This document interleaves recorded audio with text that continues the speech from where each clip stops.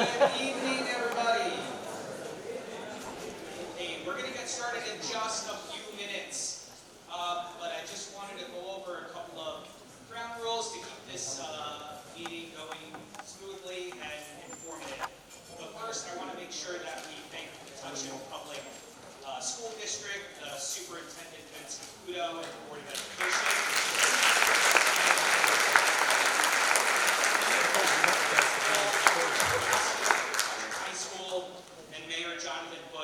Bush and the Metuchen Borough Council for hosting this event. We also want to thank the Metuchen Police Department for making sure we have a safe environment to have this important conversation.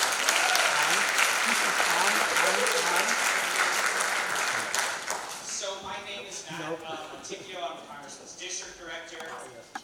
This meeting is a chance for you, residents of the 6th Congressional District, to hear directly from your representative, and for Congressman Pallone to hear directly from you. There's a good amount of people here tonight, which is wonderful to see, but in order to make sure as many people as possible have a chance to ask a question, we're asking everyone to adhere to a few guidelines. One, this will be a 2-hour event, okay? So we're going to try to end sometime between 8:30 and 9 o'clock, as long as questions keep coming, but we will have to stop no later than 9 o'clock to be respectful to the high school.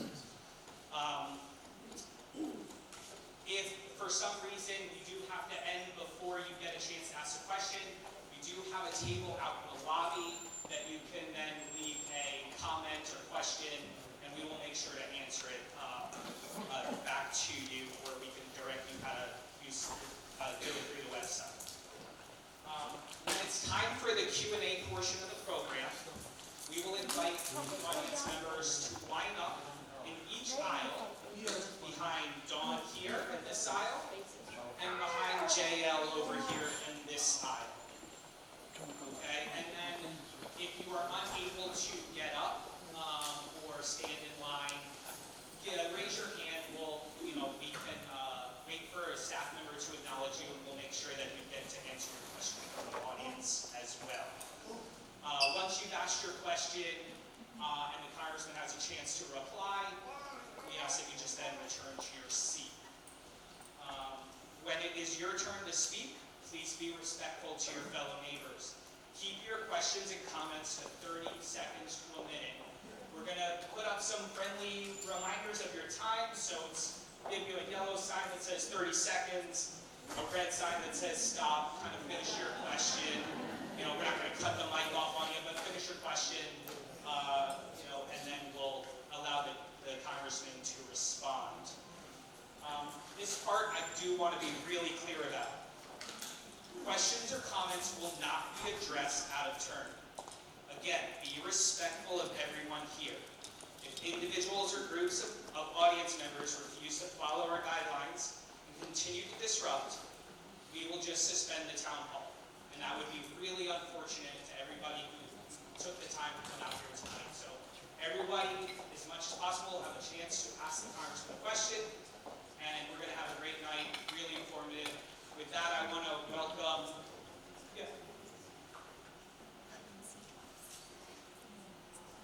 that is our staff recording, yes, for our internal purposes. Yes. Yeah, we will be recording this from our office. I think there might be some media as well recording. The recording is totally acceptable if someone else wishes to do that. You might be on camera, sure. But really the camera is mostly focused on the Congressman. Okay, with that, I want to welcome Mayor Jonathan Bush.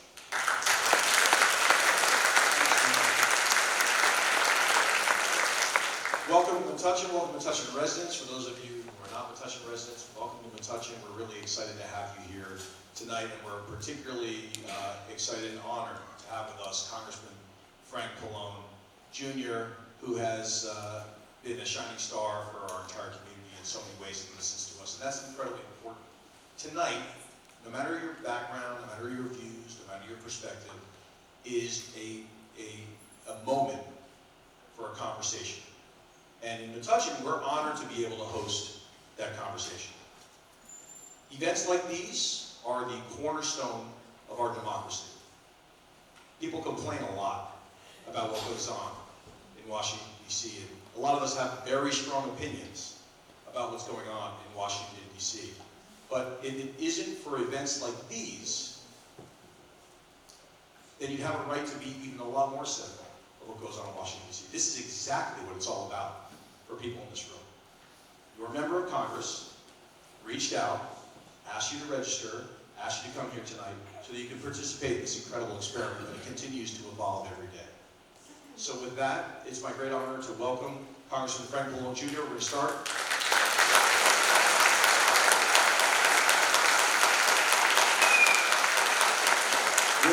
Of course, I'll ask you to stand if you're able and salute the flag.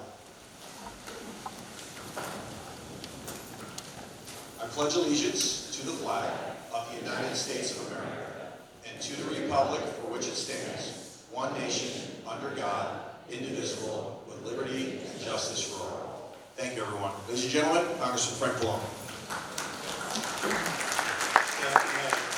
This is on, right? I probably shouldn't say this because I'm sure there are people here who are not from Metuchen, but I do love Metuchen. You know, it's known as the Brainy Borough, in case those of you who didn't know that, I would remind you of that. And the mayor does a really good job. In fact, I always get jealous because he gets all these awards about best downtown, best decorated town, best business town, whatever. So I just wanted to mention that. He probably doesn't want me to mention it, but I'm going to have to. Not that the rest of the towns in my district are not great as well. Anyway, I want to thank you all for coming tonight. I'm not going to repeat what Jonathan said about how important it is to have a town meeting, to have all you here. And you know, I have to say, I expected a lot more people tonight than we usually have at the town meeting, and that's certainly true, because there's so much concern about what's happening in Washington with President Trump and his policies. You know, one of the things that I worry so much about is the possibility of a recession because of those policies. And I'm not here for you, so I'm not going to talk specifically about that. But it is a great concern of mine right now. But there were a bunch of things that I do want to mention before we take questions, and I'm just going to go through the list. I should also mention that we consider my office very open, right? We have an office in Brunswick, which is open Monday through Friday, 9 to 5. You can walk in or you can call. We have a Facebook Live every Friday. If you want to go on our website, you can figure out how to contact us through social media. There are a lot of ways to get in touch with both the traditional ways as well as through social media. I tweet a lot, so you can. Maybe some people don't like the fact that I'm on X. Tweet a lot because they don't like Elon Musk. I don't like Peter. Actually, I don't like Elon Musk. But in any case, we're out there on all these different vehicles. So let me just talk about maybe 5 or 6 topics, and then we'll open it up. First, I want to talk about Medicaid. I think some of you know, because I see people I know in the audience, that I'm what's called the ranking Democrat, or the lead Democrat, if you will, on the Energy and Commerce Committee, which is a bit of a misnomer. The majority of the bills that are introduced in the House actually go to our committee, and we have jurisdiction over healthcare, over the internet, over all the environmental issues, all the energy issues, all the consumer issues. That my predecessor on the committee, leading the committee, has like a globe at the entrance to the committee room, and he would always say that we have jurisdiction over everything. Not everything, but literally a majority. So one of the things we have jurisdiction over is healthcare, and Medicaid specifically. And I'm not going to try to get into too much bureaucracy tonight, but I do want to mention this too, because I think what's happening with Trump trying, and the Republicans trying to cut Medicaid is one of the worst things that we face right now. And they really need your help, and everybody's help, in trying to prevent this from happening. So a few weeks ago, we passed a budget resolution. I say we, every Republican but one voted for it, every Democrat voted against it, but they still have a majority, so it passed by, I think, 2 votes. Right? They don't have much of a majority, but the Republicans do have a majority in the House. And basically, what it was, the purpose of it was to provide to a tax cut, or continue the tax cuts that were passed under the previous Trump administration. And that primarily goes goes to the very wealthy. And I'm not talking about people that have, you know, that are millionaires. I'm talking about billionaires, right? As well as large corporate interests. And in order to achieve that, the Freedom Caucus, which is the most right wing, if you will, of the Republican Party, insisted that some of it had to be paid for. I think if Trump had his way, it costs $4.5 trillion, right, over 9 or 10 years. I think if he had his way, he would have just put it all on the army. He would just have it all debt. Because, you know, he thrives on debt, right? So he doesn't have a problem increasing the deficit. But the Freedom Caucus insisted that about 1.5 of that 4.5 trillion had to be paid for with cuts, right? And in the case of our committee, we were instructed to, at a minimum, cut $880 billion, but it's probably going to be more like $1 trillion. And there's really no place for that to come from other than Medicaid because of the jurisdiction of our committee.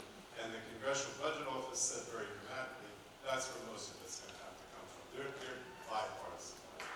So what we're doing is we're trying to get as many Republicans as we can to come out and say that they will not support these Medicaid cuts. And I'm not going to get into the details. You know, Medicaid pays for 60 to 70% of nursing home care. It pays for 20% of the health insurance in the state of New Jersey. It pays for almost 100% of programs for people with disabilities. And what this would do, if this cut went into effect, would give less money to the states, and they would either have to raise your taxes to make up for it, which they won't do because it's too much money, or they would have to cut back on the services and reimbursement rates, which means that hospitals and nursing homes will get less money and then they either close or they provide less services or they increase your co-pays, right? Because there's so many people that can't afford to pay and then they become uncompensated here and, you know, they have to pass it on to all of you. So, you know, everyone here probably is in my district, but you probably have friends that are in, you know, so we have 3 Republicans in New Jersey, and we're, you know, Jeff Andrew, Tom King, Chris Smith, and we're asking people to contact them, particularly if they're in your district. But if you know people that are, we ask you to contact them and say, please do not support these Medicaid cuts. Most importantly. Second thing is public education. We're in a school, right? And I think you heard. I had to talk closer. Okay. We're in a school in the Brainy Borough. How many times am I going to say that there? Obviously, Metuchen values education. So do all of you, I'm sure. So what happened is that a week or 2 ago, the president issued an executive order. He can't abolish the Department of Education because Congress would have to do that. But essentially what he's doing is, you know, crippling it, right? And, you know, basically indicating that he's not terribly interested in the programs that are provided through the Department of Education. You know, my understanding is, maybe I can ask Jonathan this because I know he deals with a lot of boards of education. I think something like anywhere from 8 to 10% of school budgets come from federal dollars, Jonathan. Is that pretty accurate? I think it's close to about 6. 6? Okay, so 6%. But you know how these school budgets are, and it depends on the school. You know how these school budgets are. Everybody worries about the cost of education, right? So if you're getting 6% less, and you're going to have to either get rid of those programs, and a lot of those programs are programs like Senator Lappberg introduced all these, he was allowed to introduce all these education programs for computers, STEM, whatever. I'm sure that Metuchen gets, you know, some of that 6% is for things like STEM programs, computer programs, etc. And if that's all cut out, well, either it's not going to be available, or Board of Ed is going to have to raise your taxes to pay for it, right? And this is what we're talking about. Energy costs. You know that recently the state BPU, I guess, announced that there was going to be an average of 20% increase in all of your electricity bills, right? That's all because of what we call the PJM, which is the organization, regional organization, that basically is supposed to increase capacity for electricity. But they have not. They have not done a good job. And I've been beating them up for the last few years. We had a hearing just a couple of weeks ago in our committee, because this is also one of the things that we deal with. And I basically beat them up and said, you know, what are you doing? What are you going to do to increase capacity? Because the way things are going now, these electricity increases are never going to stop unless you do something. So this is another thing. I talk about affordability. The Republicans talk about affordability too, and I'm doing it with that. This is another concern.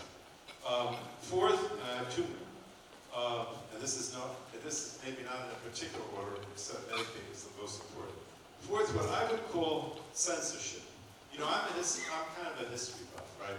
And it really galls me when I see, and you may not think this is terribly important, but I'm going to mention it anyway. When the Trump administration tries to rewrite history, right? And this is such a stupid example, but I'm going to give it to you. My son went to school with a guy whose name was Braxton Bragg. And I said to him one day, I said, well, Braxton, I said, are you related to General Braxton Bragg? That Fort Bragg is named after, in, I think it's North Carolina, right? And now that they've changed it to Fort Liberty. And he said, yeah. He said, but you know he said, that son of a bitch was like his great-great-grandfather. I said, well, why are you have such bad feelings towards him? Because he was a Southern general? He said, no. He said, because the Confederacy court-martialed him because he was in charge of supplies for the soldiers, and he stole all the footwear and the clothes for the soldiers, and sold it, and kept the money in his pocket. I said, are you serious? Is that really? They named Fort Bragg after that guy after he was court-martialed? He said, yes, I'm embarrassed that I'm descended from him. So, I'm telling this story, but it's true. I looked it up. So in any case, that was one of the places that they eliminated, and they changed it to Fort Liberty. But then I guess the vice president came up with this idea that they would try to go back and rename them, but the law that we passed said you couldn't name them, these bases, after a general or somebody who had fought for the Confederacy, because they were a traitor, right? And so the bases, and this is one example, they found people who had fought for the Union, in this case a soldier in World War II, whose name was, not Braxton Bragg, but maybe Frank Bragg, right? I didn't know Frank, actually. And they renamed it, all these bases were in the process, after somebody who had the same last name but was not the general. I mean, it's just so ridiculous. That's a stupid example. But I mean, you see with everything, right? This is what they're doing. It's with, Jackie Robinson, it's with the Navajo Code talkers, people that were involved in the abolition of slavery. They're rewriting history, and it just falls. You may say, why you mention that? But I have to mention.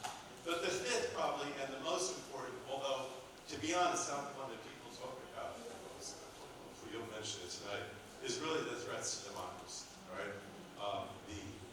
Last week, we're going to have a vote on a bill, and the president did an executive order, basically limiting voting rights, right? Saying you had to have a citizenship. You had to show proof of citizenship. You couldn't use an ID, which is what you normally use. You had to have a passport, you had to have a birth certificate, and if you moved or change your address, you had to go back in person and show citizenship. It's a big problem for a lot of women who change their name when they get married, right? And also all kinds of limitations on mail-in ballots, whatever. And we are fighting that. The Democratic National Committee started a lawsuit against it. But that's just one example. He's also trying to crack down on the press. This is what dictators do. This is how dictatorships start, right? On law firms, on independence of the judiciary, threatening to impeach judges that don't that issue opinions contrary to the cuts and the other things that he's doing. So all this, in my opinion, is an effort to basically undermine our democracy, which is probably the most important thing that I mentioned here tonight, but not the one that maybe unfortunately gets the most attention. So anyway, I want to leave it at that. Because I don't want to keep talking all night. We're going to try to have 2 hours here of questions. But I do want to say one thing, because I'm sure I'm going to say questions about this, and you can, of course, just as I say now, so we can't bring it up again. But a lot of people say to me, well, what are you doing, Congressman, about all this, right? And I want you to understand that I think the most important thing is public opinion, right? In other words, changing public opinion. Because we've already had 2 examples in the last month where President Trump issued an executive order, and within a few days, he reversed it because of the outcry by the public. One was the 9/11 health program, which we have one of the clinics in Piscataway, the Rutgers. We did a bipartisan letter saying that it was an outrage that they were cutting the staff, I think it was 20–25% of the staff, at these clinics for first responders who had fought at the, who had come to people's health at the World Trade Center, firemen, policemen, people who just volunteered. And within 2 days, that was reversed because there was such a public outcry in the Daily News, a lot of publications in the New York area. The other one was Social Security. Just in the last week or so, it was announced that the Social Security Administration was going to close a number of offices and eliminate phone service. So you couldn't call if you had a problem with Social Security. You had to go online, which a lot of seniors don't know how to do, right? And there was such an outcry from the public that that was reversed. So I can't emphasize enough that if the public doesn't like something, creates enough of a fuss, then these things won't go into effect. And I believe that that's true about Medicaid. If we can get particularly some of the Republicans to say we're not going to support these Medicaid cuts. But in addition to that, we've been bringing litigation. I mentioned one already with the Democratic National Committee. We've been filing amicus, it's like a friend of the court briefs, to reverse a lot of the actions that you've heard about, we can talk about. And then our committee, at least the Democrats on the committee, we're, sending letters and conducting investigations. So for example, last week was the week, one of the people came here tonight who was cut at the Health and Human Services Department, where Kennedy cut like 20% of the employees last week. And so we've launched an investigation in that. We've sent letters, the Republicans say, oh, this is just efficiency.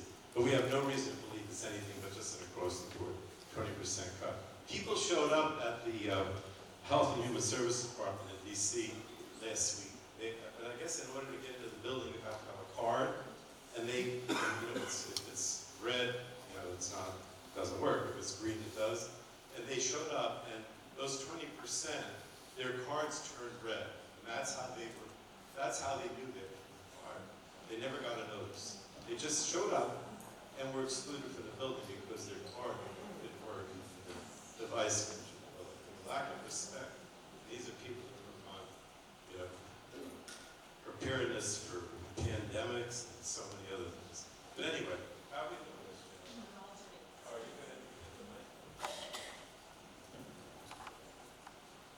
Thank you for holding this.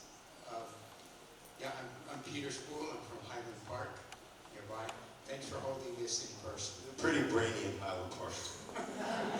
So you already mentioned one of the bills that is kind of insidious, the SAVE Act, which would require the proof of citizenship.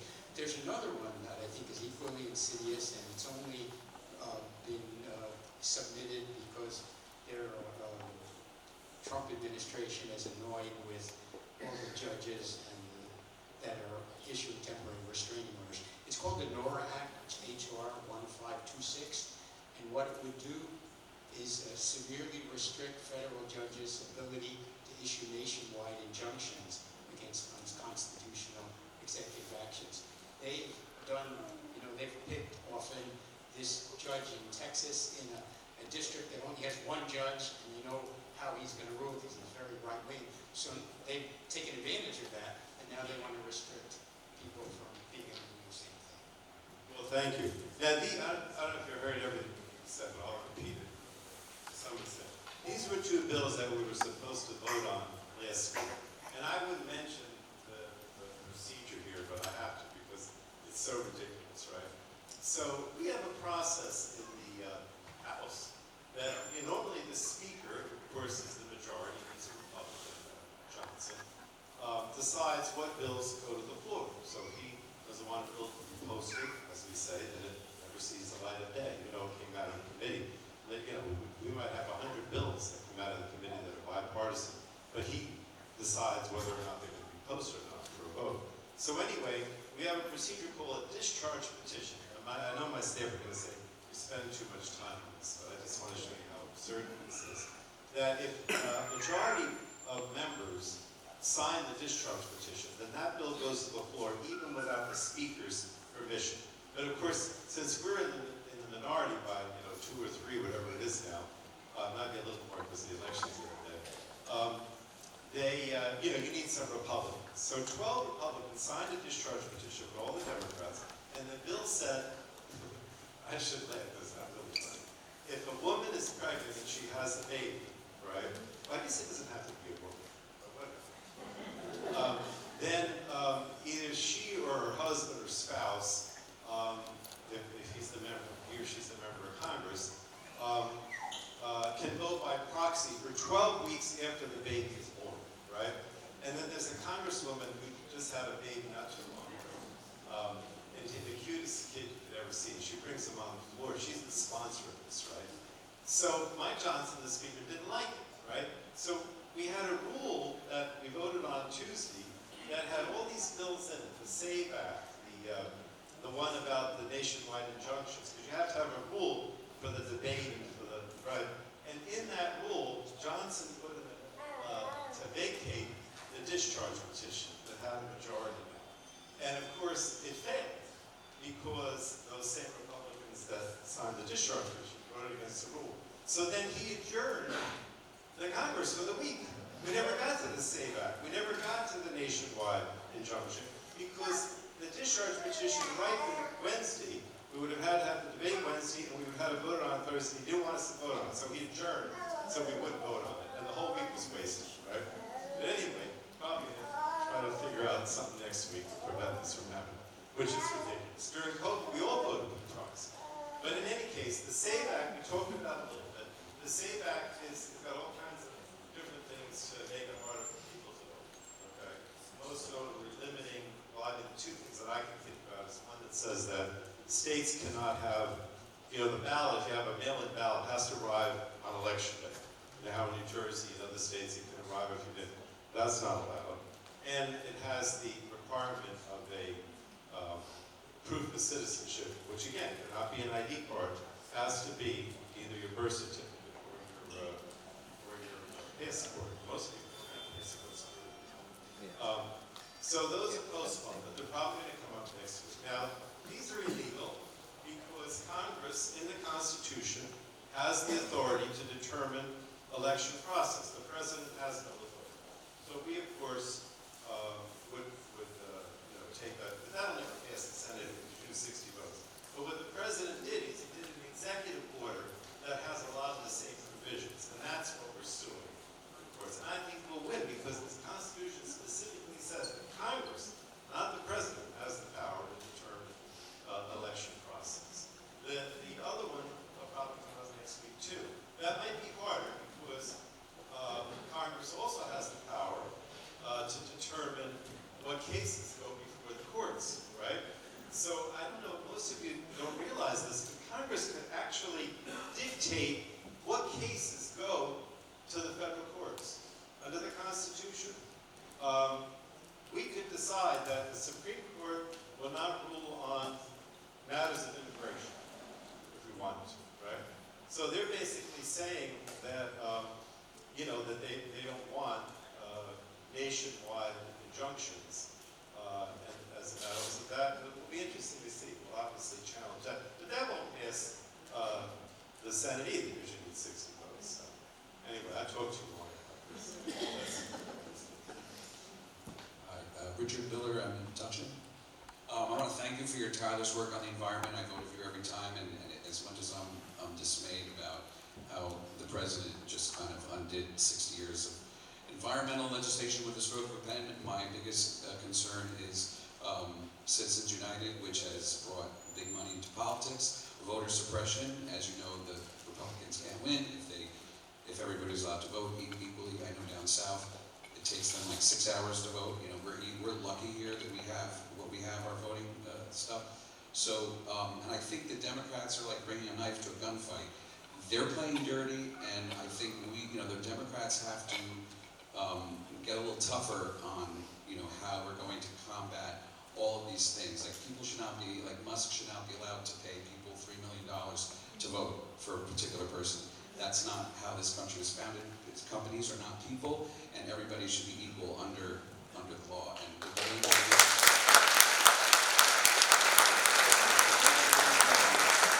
Citizens United, it's ruining this country. It is destroying democracy. And what we see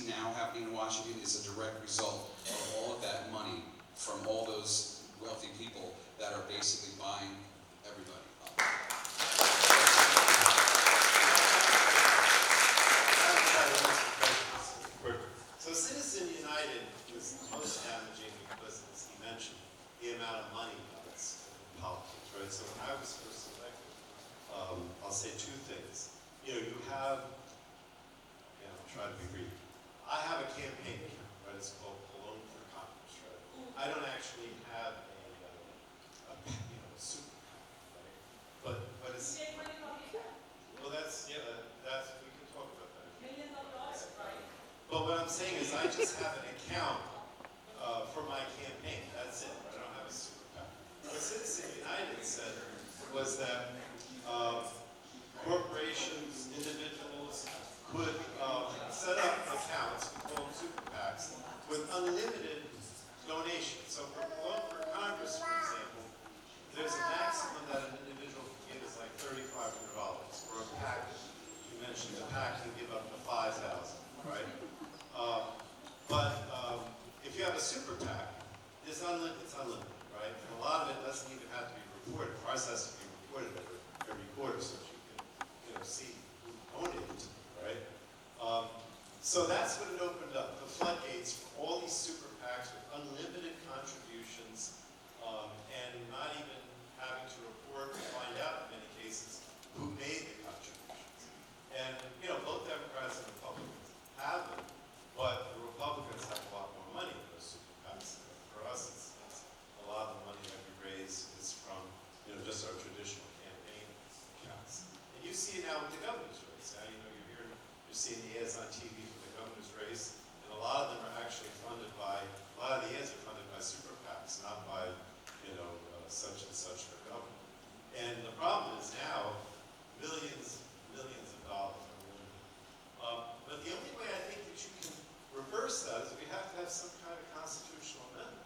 Because they had said, the Supreme Court has said that this is allowed based on the First Amendment. And so we have to have a constitutional amendment.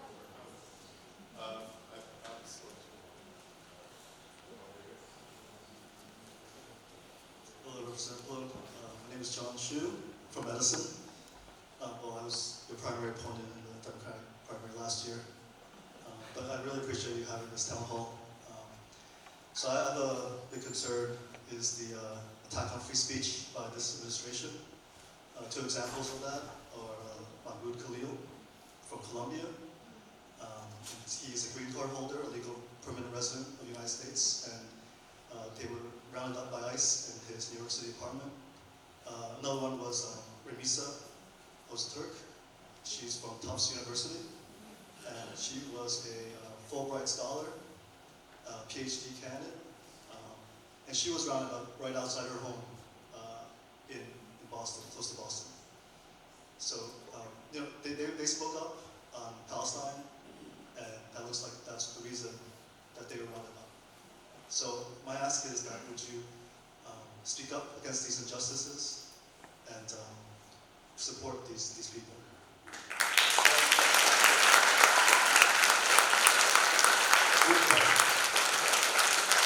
I know it's not relevant, but I should say that my daughter went to Columbia, and I actually went to Tufts, so not that matters. You mentioned Columbia and Tufts, I think about it. Look, my view is that, and I think the law is clear, that if you're here in the United States, whether you're on a visa, whether student visa, doctor's visa, green card, you're not a citizen, but you're here in some protected status, right? You're not undocumented. Then you cannot be prosecuted, in my opinion, because you protest, because of your exercise of the right of free speech. Because the way I interpret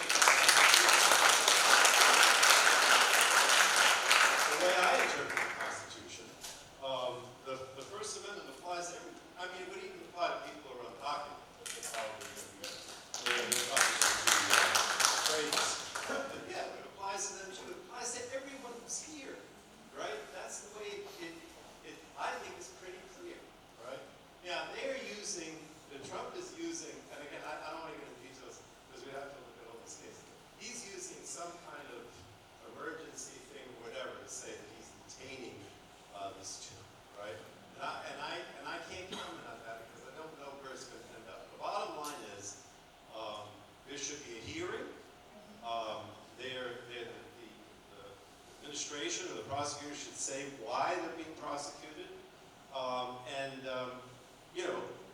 should take its course, and they should not be deported or lose their visa or lose their green card until that happens. And they've been denied, I think in the first case, was actually denied right to counsel. I don't know if that's changed.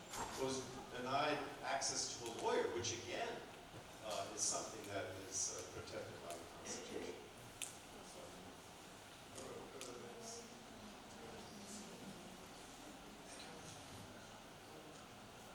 Hello, Congressman Pallone. My name is Nabil Gannon. I live in Edison, and I'm employed as an information referral specialist at the Alliance Center for Independence in Edison. My question today has to do with the Administration for Community Living, which falls under the U.S. Department of Health and Human Services.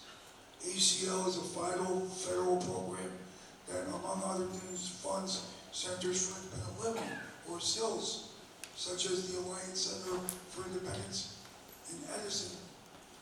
Centers for Independent Living, I believe you've been there before.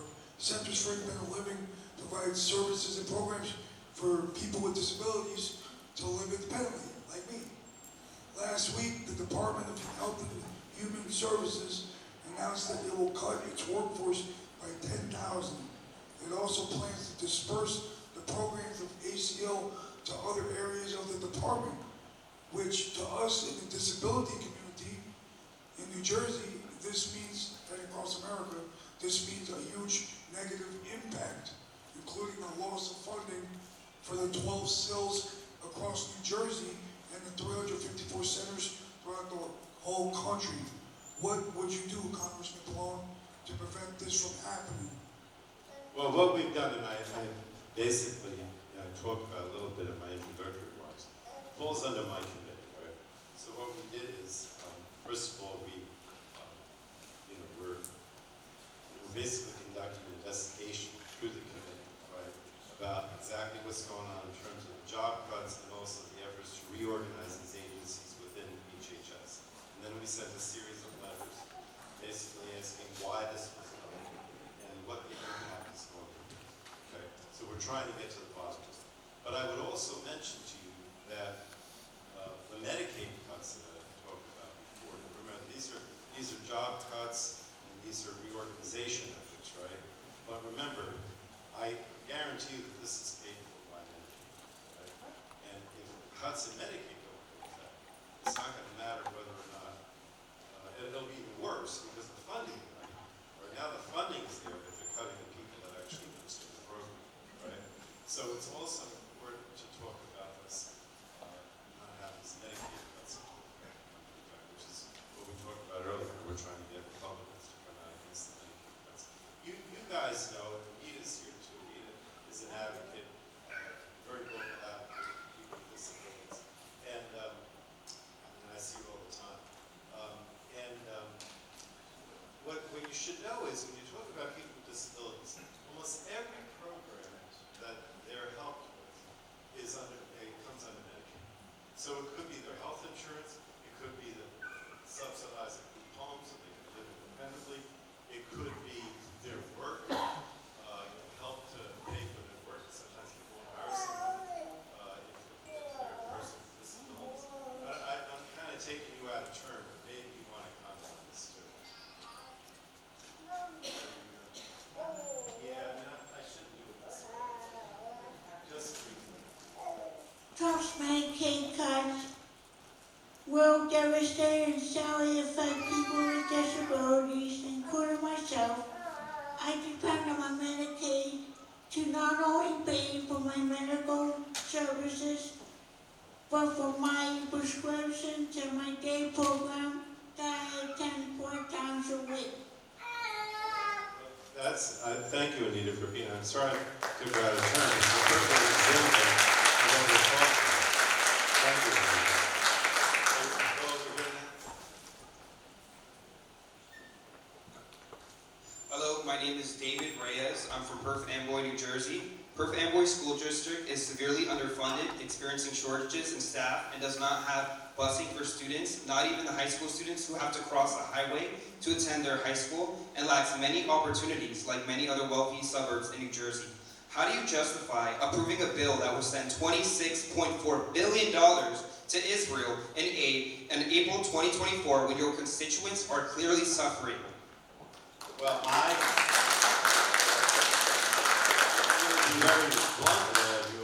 I am a big supporter of Israel. And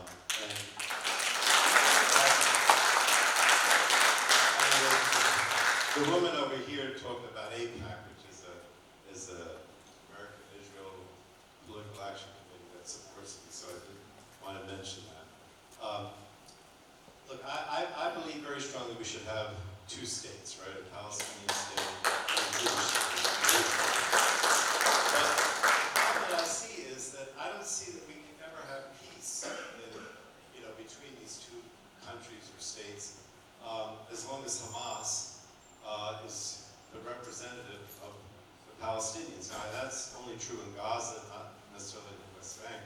But my concern is that after what happened last year in October, where Hamas, went into Israel, killed so many people, and still holds many of them hostages, that it's almost impossible for us to have any kind of peace agreement with an organization like Hamas that's bent on the destruction of Israel.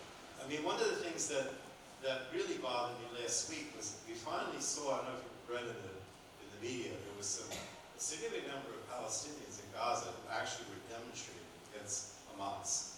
And to me, that's what's necessary. We have the Palestinian people actually turn against Hamas and say, your rule is not acceptable.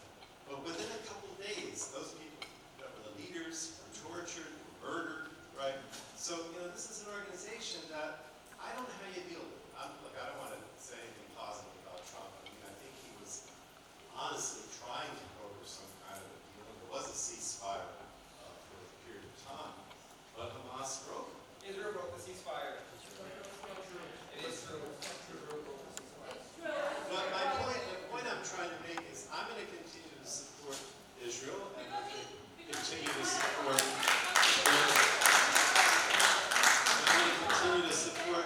their war effort, but I would like to see peace, but I don't think it's going to be possible until Hamas ceases to be in charge.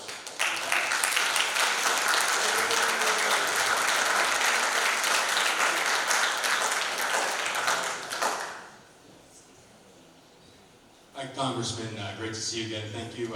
Evan Groman from Highland Park. So I just want to ask a couple very quick questions about the Medicaid programs because, as we've heard from a few people in this room, these cuts, if God forbid they get through, are going to be exceptionally devastating for our states. And I don't want to get into what ifs, but what is the likelihood, do you think, that it'll pass both the House and the Senate and make it to President Trump's desk? And also, do you think it's possible that some Republicans could be swayed on this? And if the Medicaid cuts do go through, I want to know who would be on the front lines or on the chopping block. And I also think it was very sweet for your staff to give out these coloring papers. Just hand out crayons next time. Ask Lauren Boebert for some. I'm sure she'd be happy to give it to you. You asked a lot, and I'm going to have to try to read because we have a lot of people. The way this worked, the Republicans voted on a budget resolution a few weeks ago that sets the framework for these cuts, right? They all voted for it except for one because they said, this framework doesn't necessitate that you cut Medicaid. But what I'm telling you is it does, because my committee doesn't have jurisdiction over anything that could basically include this almost $1 trillion cuts, unless most of it comes from Medicaid. So what the Republicans are doing is they're hoping that the budget resolution with those cuts doesn't pass the Senate, right? Or they're hoping the other thing that they're talking about now, because it's so arcane, is, remember I said at the beginning that if it were up to Trump, he would just do these tax cuts and just put it into the deficit. He wouldn't care, right? So what they're trying to do now, too, is maybe pass a budget resolution in the Senate that changes the baseline for the budget. So essentially, the whole $4.5 trillion becomes deficit. It's part of the deficit. They don't have to cut anything. Now, the good part of that is we don't see the Medicaid cuts.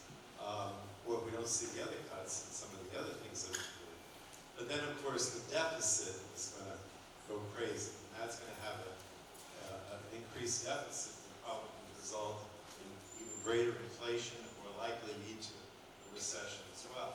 But we want to keep up this battle against the Medicaid cuts because we don't want to see the negative ramifications. And if they end up not doing the Medicaid cuts and do some of these deficit initiatives which are bad and I don't support, at least we will have succeeded in eliminating the Medicaid cuts. And right now, they'll do the Medicaid cuts if they think they can get away with it. That's why it's important to continue, what we're doing, what I've been saying. Go ahead. Yes. Nino Lostella, Metuchen, New Jersey. I want to thank you for allowing us to have this and being here and all the work you've done.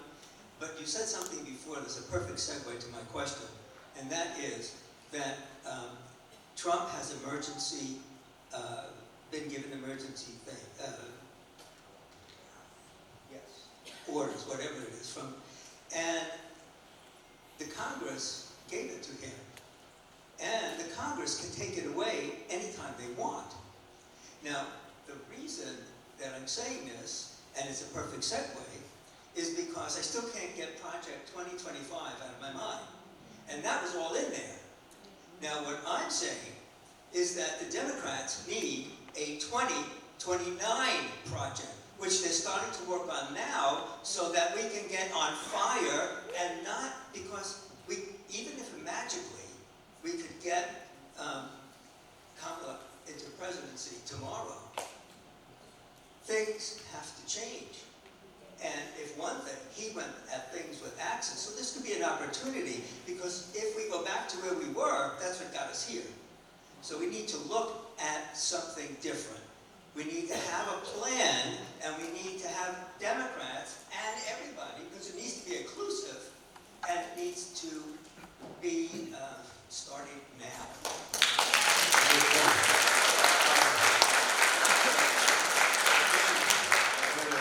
About some of these obscure things, so just bear with me, I'll try to be good. What we see President Trump doing is going back sometimes hundreds of years to find exceptions and interpretations of the law that allow him to do things, right? So let's use the tariffs for example, right?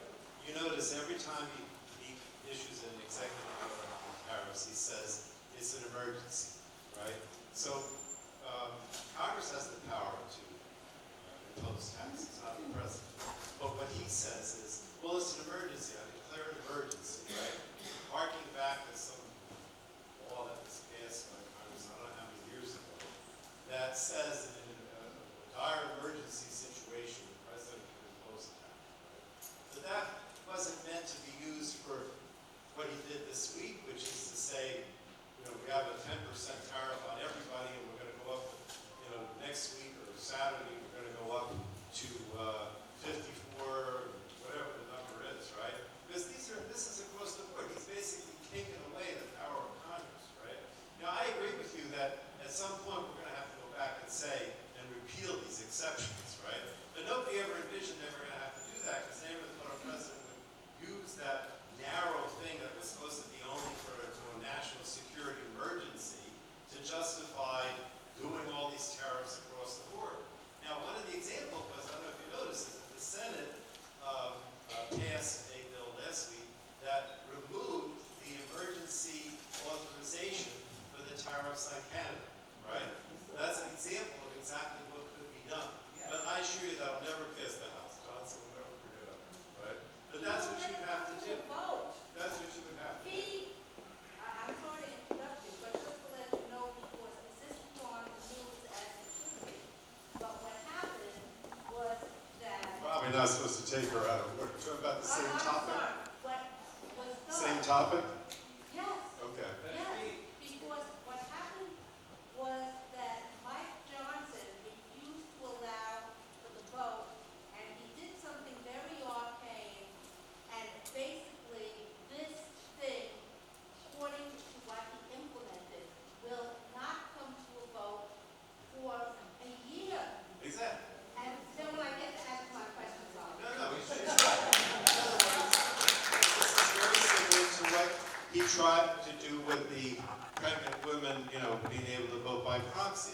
He tried to void the discharge petition, and he's going to do whatever he can to prevent this candidate bill from coming to the floor. But it's a good example of what's to have to do, because we have to say, you don't have the authority, and you feel those authorities. He went back with some of the immigration issues. He went back to the Alien Sedition Act, which I think was passed under President Washington.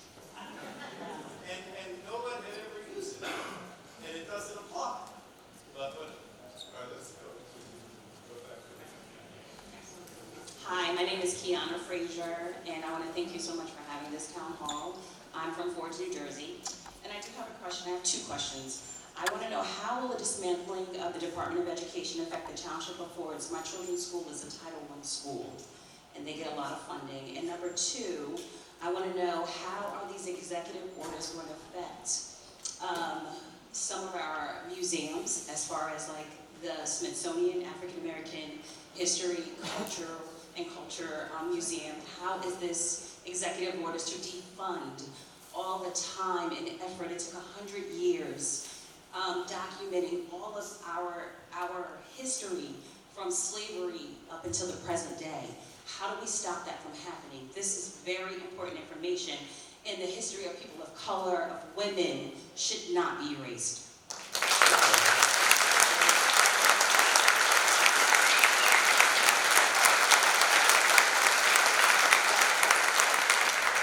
Two good questions. So with regard to the Department of Education, Trump is saying, well, I can't abolish the department. And don't worry, the programs will continue under some other auspices, right? Now, I don't believe that, based on what we're hearing so far, but I do expect that at some point in the near future, we're going to see actual cuts, elimination of Title I, cuts in some of the things that I mentioned before. Now, I haven't emphasized, it's interesting because the schools that have, and the superintendents and the boards of ed that have contacted me about this, they're all against what he's trying to do. But some have emphasized Title I. Now, Title I is basically civil rights, right?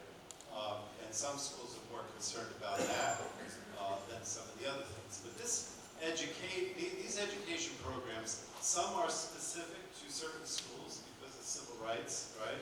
Others are across the board, like the STEM and the computer programs that could potentially be eliminated. And then there are teacher training programs that are across the board.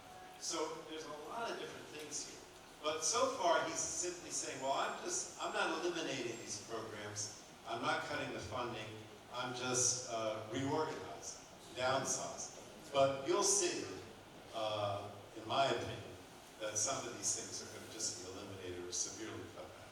Now, your question about your question about what he's doing with the Smithsonian, it's not just the Smithsonian, it's all the national parks. I mean, he did, you didn't mention Edison Job Corps, right? Last week, I got a letter from the, I guess it's the NAACP, I think it's Edison and Brunswick, I forget which chapter. Yeah, they always had a Juneteenth song, which is a holiday, right? At Edison Job Corps. And Edison Job Corps told them that they couldn't have it because they were concerned that the way they interpreted this letter or whatever, I don't know who sent that out, from the Trump administration, saying that they interpreted the DEI, the elimination of DEI, if you will, diversity, as not allowing a Juneteenth celebration at the site in Edison because it was a federal property. Now, I don't know how, and I think this is what's happening. There's a lot of fear. I mean, I can't blame them because they don't want to lose their funding, right? But Juneteenth is a national holiday. And now this is getting to the point where you can't celebrate the national holiday. I mean, it's just ridiculous. But with the Smithsonian, what they're doing is he wants to review all the exhibits. Like he made himself chairman of the Kennedy Center, right?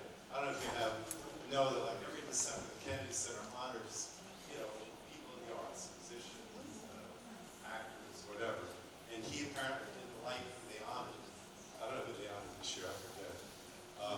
And so he said that he's himself the chairman of the Kennedy Center, and he said he's going to decide who's on, right? And so the same thing with the museums. He's trying to eliminate references to slavery, references to, I don't know, there was some exhibit that was spoken about black families and how they were, how they differed, and he didn't like that. But I mean, this is the kind of thing, this is ridiculous, right? They should not be determining what museums, they have independent boards. They shouldn't be fired. They make these decisions about what art to show. Again, it comes back to the First Amendment. And in many cases, they're not even getting that much federal funding, right? They get some federal funding, and he's using that to say, well, I'm going to tell you what to do. So how are you going to change that was the question. Well,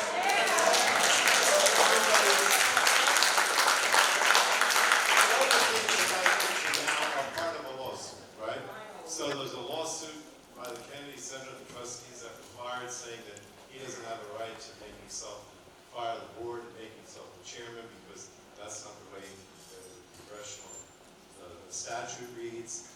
Same thing with the museums, national parks, the same way. What was the one? Most of these are subject to lawsuits, but we also are taking action in Congress to investigate and call these administration officials to a hearing, if you can get one. The Republicans are in charge, and we can still do our own minority hearings, and we plan to do that. I don't want to keep going on, there's so many examples, but thank you.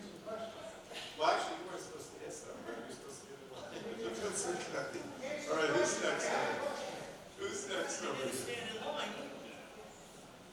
My name is Marley Nolan. I'm from Woodbridge, New Jersey. Thank you for having this tonight. A lot of concerns that others are raising, and I share as a person with healthcare concerns and mother of children with special needs in the school system impacted by Department of Education. But I'm actually here tonight to talk on behalf of my husband. He is both a federal employee and a disabled veteran. He did not feel comfortable speaking here tonight because he feared retaliation to both his employment status and his veteran status. He sent me some notes. I'll try to sum it up, lawyers. But essentially, he said that the work they are doing day to day to support farmers across this country, and what DOGE is doing is making it more difficult and in some cases impossible to provide their statutorily mandated duties to the American people. The constant scare tactics, threats, and changes are inflicting intentional trauma to employees and hurting essential services to this country and its citizens. So the question is, you mentioned the hearings, lawsuits, but extreme times call for extreme action. So,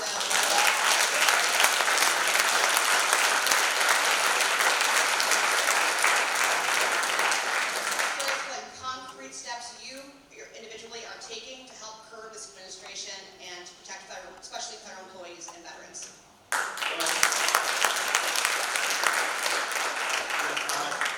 I'm trying, if I can tonight, to use examples, but there's so many, right? In other words, what I am doing, I mentioned within this area that my committee, right? And that's why I've talked a lot about the healthcare, right? That's the healthcare initiative, because we have jurisdiction, and we're basically saying to the chairman of the committee, who's a Republican, we're the majority, that we want to have a hearing, and we want to get to the bottom of the cuts at HHS, the Department of Energy, and the various agencies that are under our jurisdiction. And we're sending letters demanding answers as to why these cuts are taking effect, and also trying to find out whether the courts have reversed these decisions, which they have in many cases, whether or not the administration is actually rehiring the people and going along with what the court's saying, because we're very much concerned about that. So it's a combination of lawsuits, it's a combination of committee action, it's a combination of investigations that we're conducting. But I think for all of you, if that's what you're asking me, the most important thing is to turn around public opinion and make people understand what's happening and why it's bad, why it's, look, you can't put up all these tariffs, cut jobs, freeze the funding that's already been appropriated for Congress without having a recession. That's where we're going. And I mean, I don't want to talk about the stock market, but you see what's been happening. that is what is happening. So, you know, a lot of people, I mean, there are going to be people who are going to be sympathetic to their husband, as I am, right? But a lot of people only look at things from the perspective of their own pocket. And I think what you have to tell them is that these actions are going to not lower prices, they're going to lead to higher inflation, they're going to lead to more out-of-pocket costs, things like Medicaid cuts, and they're going to lead to a recession. And I don't like to talk about a recession, but Trump has repeatedly said, there may be a recession, so what, right? I mean, today, when the market, I don't know what it did today, yesterday, terrible. He said, what do I care about this stuff?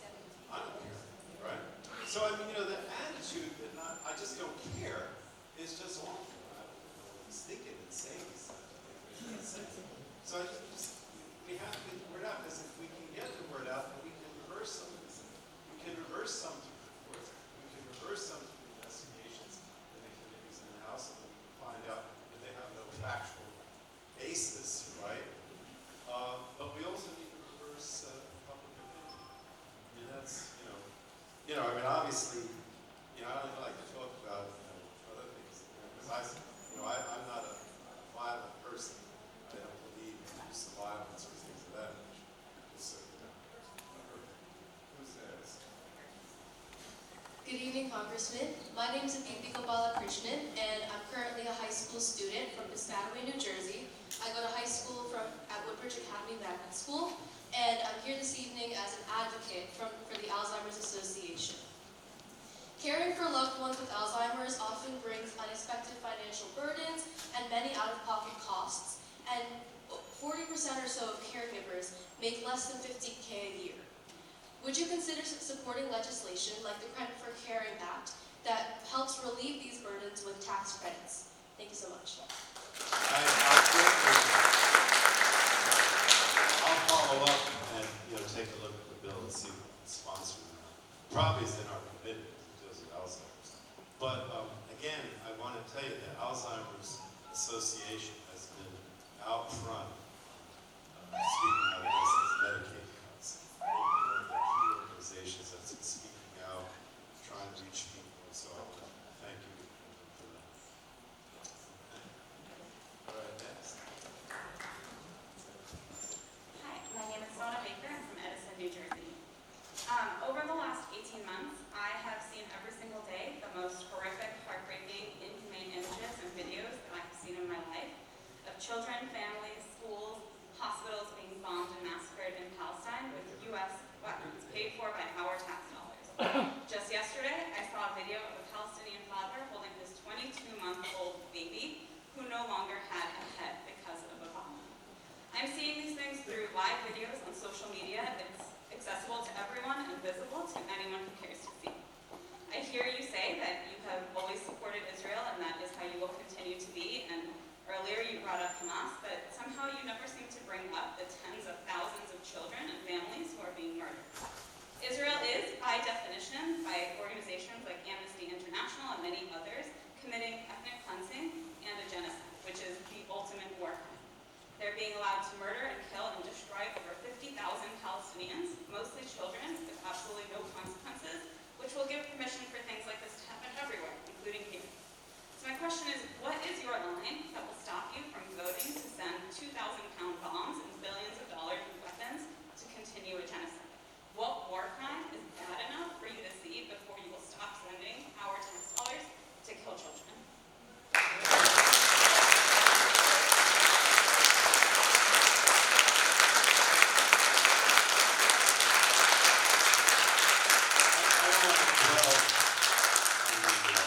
Genocide issue, but I do have to say this.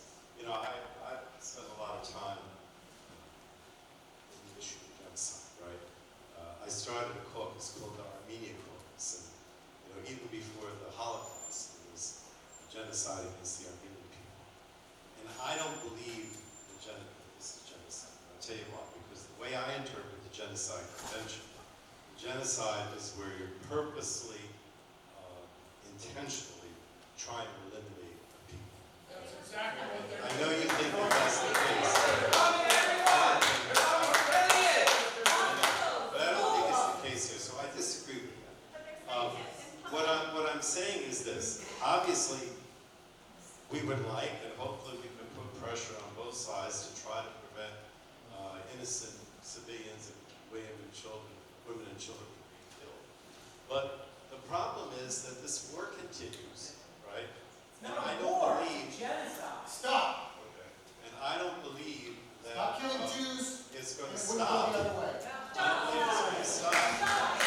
Unless Hamas is replaced. Now, I'm not saying we have to kill everybody who's a Hamas member, but I don't think that we're ever going to see an end to it unless we can come up with a representative for the Palestinian people and an ultimate state that's not Hamas. And I don't have an easy answer for that.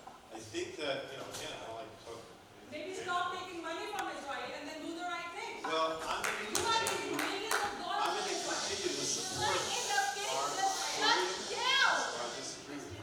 Everybody has a chance. Everybody has a turn. All right, thank you for that. Who's next?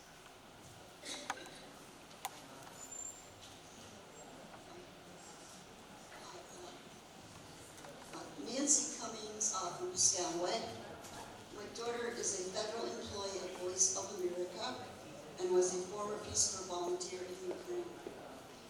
On March 15th, the agency was illegally shut down following an executive order that reduced the operations of its parent organization, the U.S. Agency for Global Media. This threatens the United States' longstanding commitment to press freedom and the promotion of democratic values worldwide. She works for VOA Ukrainian Service, where 1 in 5 adults access VOA content weekly, with 99% trusting it completely. Now, this vital news source from the U.S. is silenced in Ukraine.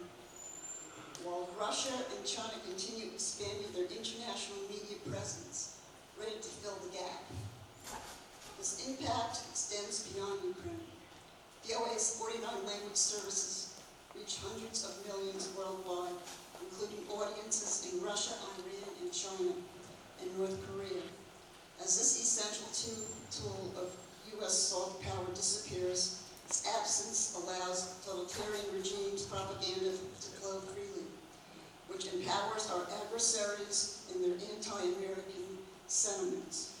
I respectfully urge you to take immediate action to reverse these detrimental measures and ensure that VOA and its sister networks can continue their indispensable work. Preserving these institutions is not only what is vital for global press freedom, but also for upholding the United States' strategic leadership, democracy, and democratic values, and diplomatic engagement around the world. Thank you for your attention to this urgent matter. This is also the subject of a lawsuit to reinstate this fund. We talk a lot about firing of people, the fact that we're trying to get them reinstated. But a lot of it also is about funding increases, right? Which is part of this as well. There's another example is if you remember, I don't know, very early after President Trump was inaugurated, he put a across-the-board funding freeze on everything.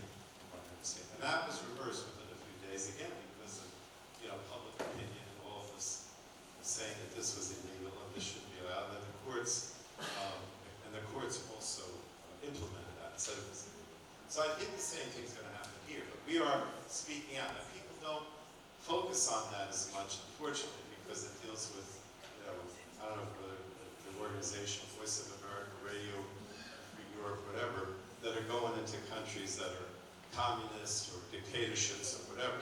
But I think it's very important. I don't understand how anybody who's the president can say that these programs, which are basically trying to tell people about democracy and freedom of expression, what's really going on in countries where there is no diversity.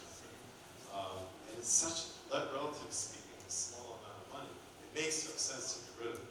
But again, this is going to be an ongoing effort in the courts as well as in the Congress to deal with it. It doesn't come under, I don't think it comes under my committee, but there are other committees that are doing the same kind of investigations and trying to do hearings on it as well, as I said.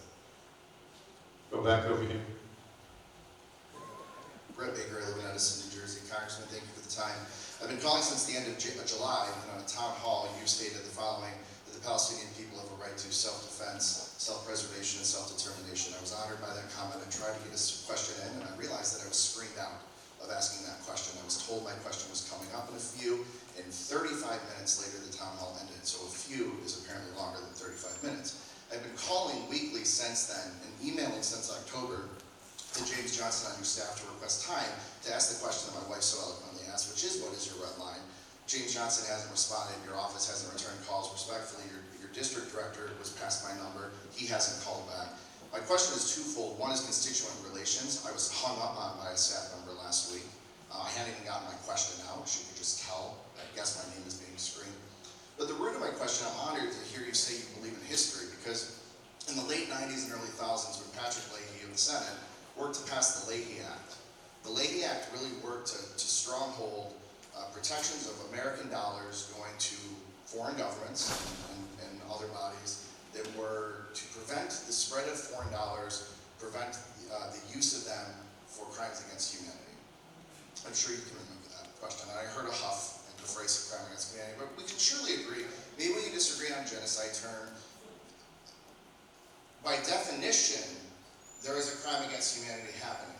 And by law, the United States government has a responsibility to act. And so I'm just curious where your line is with respect to the Leahy Act.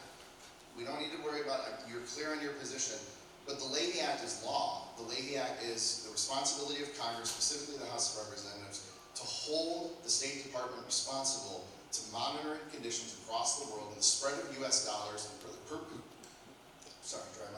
perpetuation of crimes against humanity. I agree that the Leahy Act could have prevented the Armenian genocide. The Leahy Act may have had influence in European and World War II. So my question is just, where do you stand on the Leahy Act, where it is clear that there are crimes against humanity being committed? Where are you on upholding the law, which is the Leahy Act? I guess I'm going to repeat myself in saying that I don't believe that Israel is committing crimes against humanity or genocide. And I use the example, in the case of the Armenian genocide, in the case of the Holocaust against the Jews in World War II with Hitler, we had tribunals in both cases. I use the Armenian genocide, but you've heard of the Nuremberg trials too. It was simple.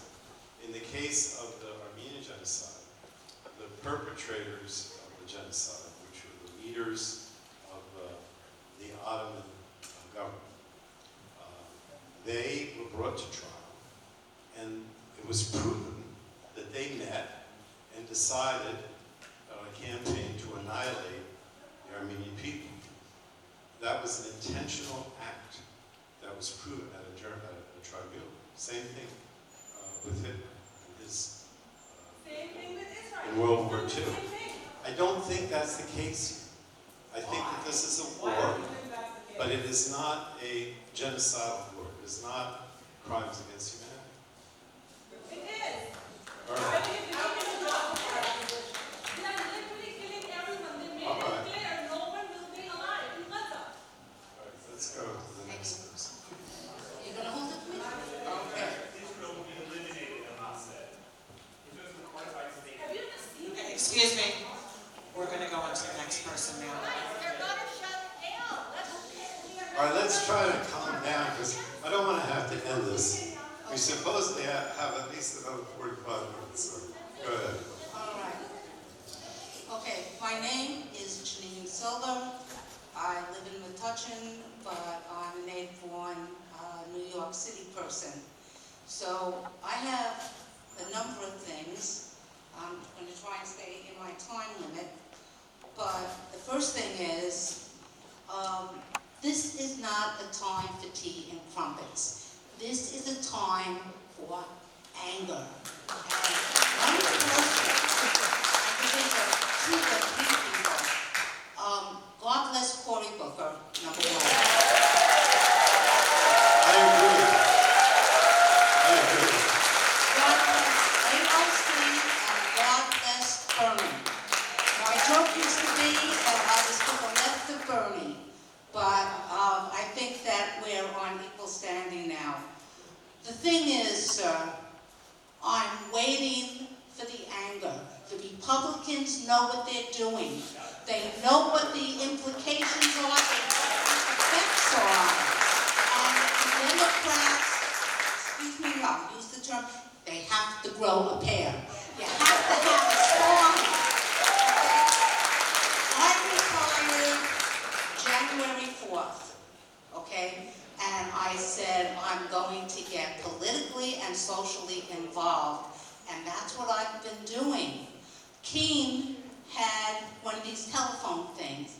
It lasted 45 minutes. He had 4 stilted survey questions that were worded so that, you'd be agreeing with him. And even though he said that there would be time for question, none. So hats off to you at least for showing up and for giving us the time. Here's what I want to say, okay? Number 1, ICE, okay? They are taking people off the street without any due process, without them being arrested.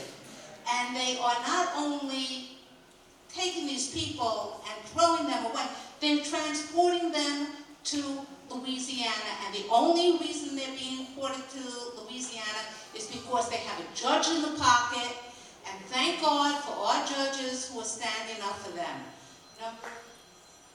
Give me just a little bit longer. Okay, I know, trans rights, okay? What is being done to trans is horrible. You want to talk about history being whitewashed? I happen to be a lesbian, and I marched. I didn't get to march in Stonewall, but I marched in the first march, Washington, D.C., 1979, and so I appreciate all the progress that has been made, but oh my God, they're taking trans out of the picture. They're trying to remove me from history, and that's not right. The next thing... Let's start there, because I'm going to forget. Oh, he's giving me the list of what you said. So I can write, so I can track. You can have mine, because I'm looking at my list also. Okay. I was just told one more. So what I'm going to say is the attacks against the judges, the press, the university, Planned Parenthood. What you gotta do is, there has to be anger to say, oh, it's in committee, oh, we're talking about this. No, the reason that Cory Booker won so many people's hearts is because he stood there and for 25 hours, he let me know, and I'm sure he let other people know, that there are people who are willing to fight. And All right, thank you. I wrote 4 things here. First of all, I assure you that if you watch, I'm trying to be nice here tonight. Maybe that's the way I kind of aim for. But you should know that I'm angry every day in Congress. And if you listen to the committee hearings and what I say, I get very angry and I do call them names. A lot of times it gets close to them actually taking my words down because of what I say. Now, I love Cory. I saw him yesterday. I said he was doing a wonderful job. But what you should know is that in the House, there's a limit on how much you can speak, like 1 minute, 3 minutes, whatever. In the Senate, there isn't. So Cory could go on the floor and speak for 24 hours. I'm limited to like 1 or 2 minutes or 3, whatever the Rules Committee gives me. So we can't do the same thing in the House. But he did a great job. Now, ICE. With regard to ICE, again, I've been involved, and we've been speaking out against the treatment of people that have some protected status, right? Whether it's because they're here on a student visa, or they have a green card, or whatever. We talked about that a little bit. But I do have to say that most people that ICE goes after have no protected status, right? They're just undocumented. They have no green card, they have no visa, they have no nothing, right? And so, again, I think there are 2 things. One is that I find that most Americans, most of my constituents, believed that when they voted for Trump, and most of you probably did, that he was saying he was going to go after criminals, people who had committed crimes, burglary, whatever, people who were members of gangs, right? And we're shocked to find out that that's not the case, that he's going against everyone who's here, not only legally, but in some cases have a legal status, right? So I think that it's not only a question of, bringing, these cases and pointing out that, people that have been mentioned that have some status should not be arrested, should not be deported, but also pointing out that we were not expecting him to basically go against anybody who wasn't a criminal or wasn't a member of a gang or something like that, right?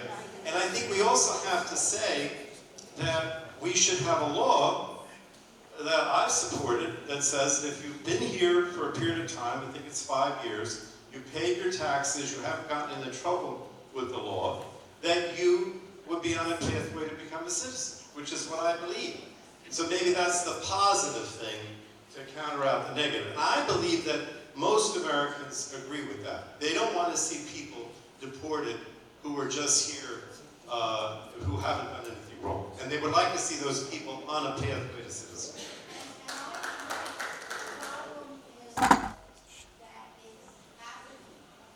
Absolutely. Right, so now that it's happening, what can be done?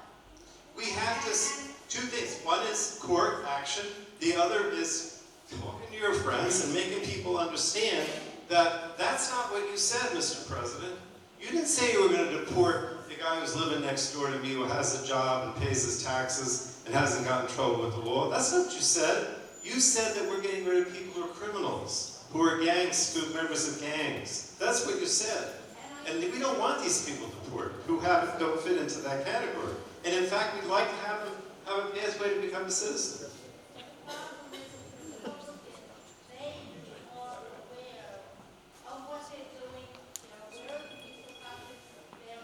Well, they stay silent, even though they probably agree with what I just said. Remember, the person who first talked about a bill, the pathway to citizenship along the lines of what I said, was President Bush. But those voices in the Republican Party have been silenced. That's the problem. Now, let me just mention briefly, you talked about transgender, persons who are transgender, right?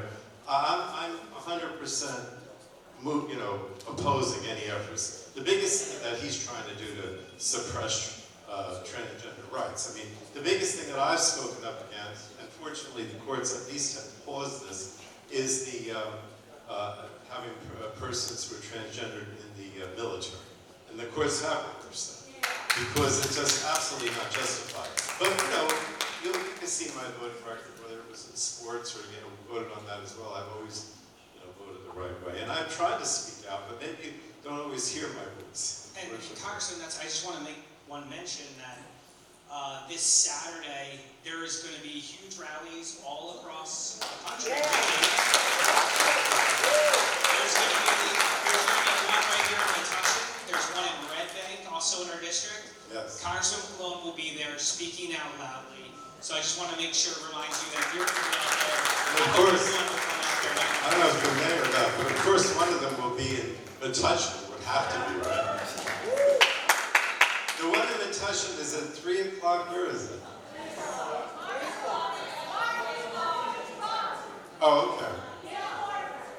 Near the library. We're going back over here. Hi, my name is Seth Evans. I live in Highland Park. Thank you very much for holding this event.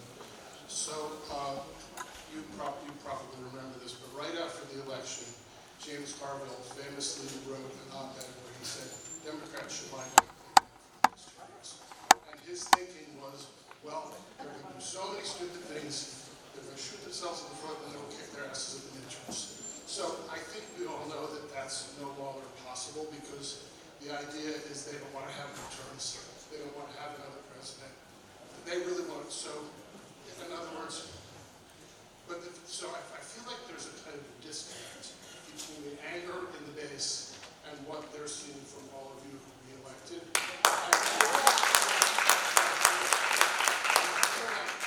feel like you're lying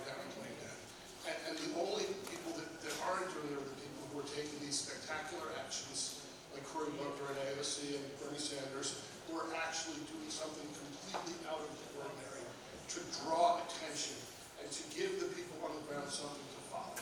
So I guess what I want to know is, what are you going to do to draw attention and give us on the ground something to follow? Well, first of all, I totally disagree with Jim Carville, right? He's wrong, right?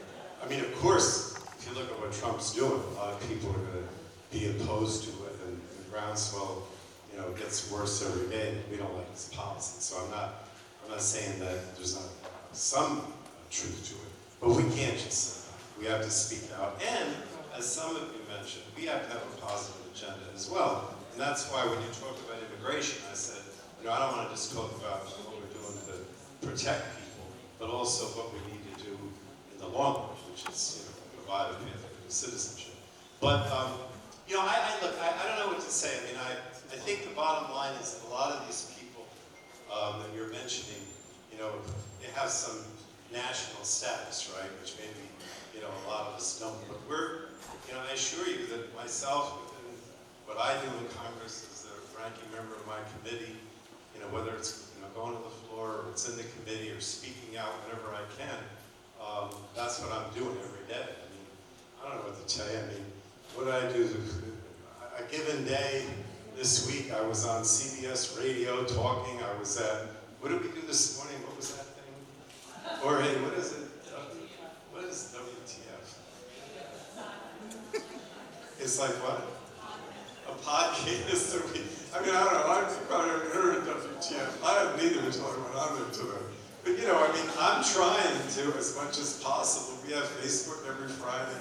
We're having the town meetings. And, we're doing things in the committee that I talked about, both in terms of launching investigations, trying to have hearings. We called the, even though we don't have the majority, this week we had a hearing on, I don't know what it was, and I brought up the whole issue of the cuts to the Health and Human Services Department. And the chairman said, and I've asked him to have a hearing. So he said, well, I think he said must rather than Trump. He's doing all this to create a more efficient department, more efficient FDA, more efficient CDC. And I said, more efficient? He just cut everybody 25%. There's no efficiency. There's no plan here. And then he said, well, no, it's very efficient. I can tell. I said, okay, well, then you should have a hearing. You're going to have a hearing? And he said, yes, we'll have a hearing. I don't know that he will, but we got him on record saying he would have it. And that would be another way for us to showcase, why these things are bad. Look, I don't think we've gotten to the, I probably shouldn't even mention this, but, people tell me, why don't we just start, in the ways of Dr. King and others, some kind of civil disobedience program. I don't rule that out, but I think as a member of Congress, it's more important for me to be speaking out and using my position to try to convince public opinion. And so that's what I've been doing. Anyway, go ahead. Hi, I'm Rena Kalman from Metuchen. Thanks again for being here in my hometown. I have two questions. I hope you answer both. I think your answers could be short. The first one is, what can be done about the fact that Attorney General Bondi has no intention of prosecuting the most extraordinary security breach in American recent history? And the other is kind of a continuation of what Seth was just trying to get at a minute ago. I've written letters to you and to our two senators, and the answers I get are sympathetic, and they include some of the things you're doing. But what we really want to know, I don't believe that trying to talk this up with your friends is the ultimate answer. What kind of action is really the best way to spend our anger? Is it spending money to help the people fighting with lawsuits? Is it bombarding the White House with so many phone calls of disapproval they can't handle it? I want to do something other other than talking to my friends and writing letters to friendly congresspeople? All of the above. Look, all of the above. I've mentioned 3 cases tonight where some of these Trump policies have been reversed because people have spoken out, either through letters, petitions, social media, whatever. All of the above. What's happening Saturday here in the rally in Metuchen is another example. I mean, I just think that the more people speak out, the more we're going to see this turned around. I mean, look, I'm not, this is a congressional town meeting, so I can't tell you who to vote for, right? But obviously, this is all leading up to an election. We have a midterm election that comes up in November. So, whether it's getting involved in campaigns or it's speaking out at rallies like you're having in Metuchen, all of this is what's necessary. You saw that there have been several town meetings in the districts of the 3 Republicans. They didn't show, they had empty chairs. All 3 Republicans from New Jersey have made public statements saying that they will not vote for Medicaid cuts. Now, you may say, that's a lot of garbage, they're still going to vote for it. But I do think they're very hesitant because of this campaign against the Medicaid cuts. And so, we've actually gotten them to say, I will not cut Medicaid. So if they do, then you're going to say, you're a liar, you're lying. On the security breach, I think, look, that was the worst thing of all. You're absolutely right in mentioning the security breach. The media talked about it for a few days, and then, Trump shut it down. He said, that's it, I don't want to talk about it anymore. But I think we have to keep talking about it. And as you know, there's been other security breaches that have come out. So it's not the only one. These guys in the Trump administration, they don't know what they're doing. I mean, I do have to say, I don't know how much people appreciate the level, the fact that they're incompetent. But they are incompetent. They don't know what they're doing. Right. Well, I think you'll have to say, not only are they violating security and threatening our soldiers and our military, but they are incompetent. Because people don't want incompetent people in office. And I hear that more and more every day from constituents who say, regardless of anything else, they are incompetent. They don't know what they're doing. Why don't you remove them? Well, there is an injunction. There was a suit filed against an effort to, bring them up on, the violation of the Espionage Act and these other criminal acts too. So that, I don't know if we're going to have standing on that, but that's certainly something that's being pursued too. Sure. What are you? Hi, my name is Renee Reeling. I'm from Metuchen, and I just want to say... You must be smart. I wanted to say, listening to you speak about Medicaid and education, and your shows what a noble endeavor public service can be, so thank you for serving. And showing moral courage here, and I want to say that when you said about that it's not a genocide, I think what you mean, if I may be so bold, is that if the people could release hostages and the war would be over, that's not a genocide. They didn't come in to kill these people. And if they would release the hostages, then it would be over. And what more can we do to free the hostages and remember that they're real people in dark tunnel for more than 500 days, and even someone from New Jersey. And second part of my question, what about funding from Qatar and Iran that is behind all the anti-Israel propaganda? Well, again, the goal is to release the hostages. And that has to be still utmost in our foreign policy and our efforts. But what I was talking about long term is that I don't think we can ever have peace between the Palestinians and the Israelis unless Hamas is no longer in charge of Gaza. I thought that last week that we saw these demonstrations against Hamas was pretty significant. Of course, then they started killing the people that were in charge.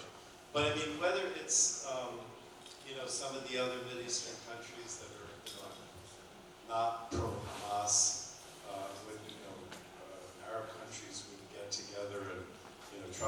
pressure on Hamas and get rid of Hamas. I mean, right now, I'd like to have a ceasefire. I'd like to have the hostages released. And then, at least then, we have the beginning, maybe, of trying to come to some kind of negotiated settlement.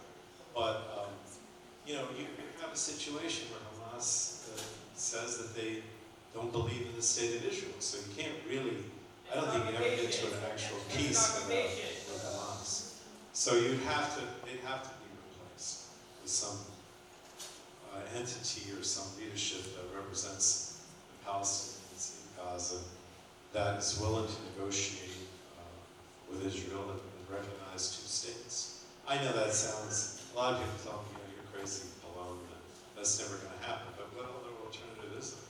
You know? I mean, obviously don't believe that people from Gaza should be dispossessed from their homeland. So, all right. Oh, what was the second? The funding from Qatar that's fueling all this anti-Israel propaganda. I mean, the universities, and they pay for all these departments. In other words, there's their own funding from the leadership of Qatar and some of the other places that's using it. No, I have to think about that. I don't know how we influence them to not provide the funding. I guess it could be some sort of sanctions or something. I guess we don't have sanctions for that. I'll think about it. Thank you. Sure. Hi, I'm Luke. I'm in Edison, and I work with my friend Nabil. We work for the Alliance Center for Independence. And thank you very much, Congressman, for holding a town meeting. And you came to our office, and it was a great event several years ago, so it was good to see you again in person. But my question has to do with Medicaid. We held a rally of 400 people with disabilities and their supporters in Trenton earlier last month. Big turnout. But this is an $800 billion cut, and the people that we work with, the people that we serve, rely heavily on Medicaid. And I know we asked questions before about Medicaid, but how, my question is, what exactly is, for someone like me who is not in the weeds with how Congress works, but where are we as far as the cuts are? I mean, I hear different stories about the Senate version is less, the House version is a lot more, but where are we? Can we breathe a little better, or are we still in this advocacy mode? No, I wouldn't breathe better. Continue the advocacy. Again, I don't want to spend a lot of time because it's like a bureaucratic thing, but the budget resolution that was adopted is a framework to pay for these tax cuts for the very wealthy corporations, right? They've told my committee, in order to pay for that, in part, you have to cut $880 billion, and probably more like $1 trillion, because there's an additional 500 in that resolution, 500 million. That's across all the committees, so we'll probably end up absorbing a whole $1 trillion, right, over 10 years. Which for a place like New Jersey would probably mean $1 billion. Now keep in mind that the state budget is what, 56 billion? So you're talking about, what is that, 2% of the state budget? There's no way to do that, right? But the House and the Senate have to pass the same resolution in order to proceed with this, and the Senate has. What we're hearing is that the Senate may try to use this baseline deficit procedure to basically say, well, this doesn't have to be paid for at all. But the Freedom Caucus are the ones that don't want it all to be deficit, so I don't think that's going to work.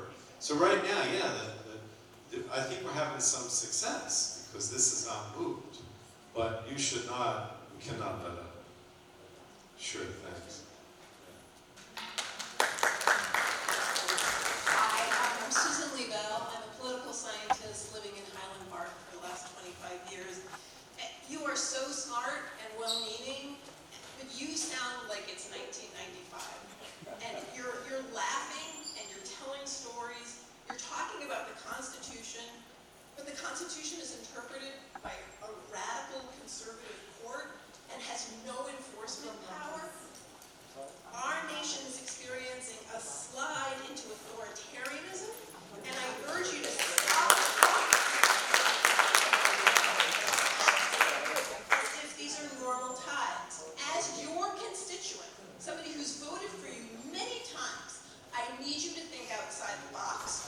We need symbols of resistance. I called your office before the joint address to Congress. I asked what you would be doing and wearing. You need to go in wearing a symbol of resistance, something that harkens back to the revolution, something that tells people you don't think this is business as usual. I hear you talking about budgets and resolutions and constitutional amendments. We don't have the votes for any of that. This is a moment about political power, and you're talking about parliamentary procedure. I've got 2 sentences. You said, quote, you should use your position. So think about your position.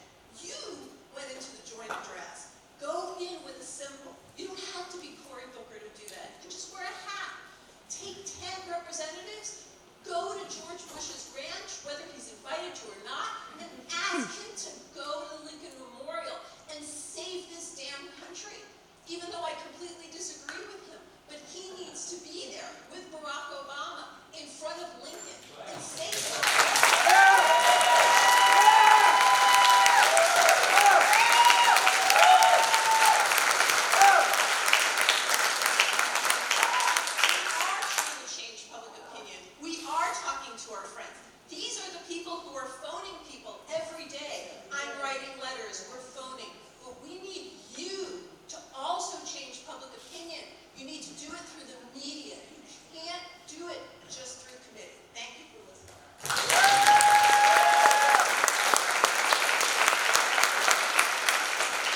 Well, look, I've had people that have come to me and said, well, Congressman, the ranking member of the committee, don't go to the committee, right? And I've had people say, just boycott the committee, don't go to the hearings. People say, don't go to the floor, the Democrats just shouldn't vote at all. Just, I don't know what you want to call it, civil disobedience, whatever, not participate.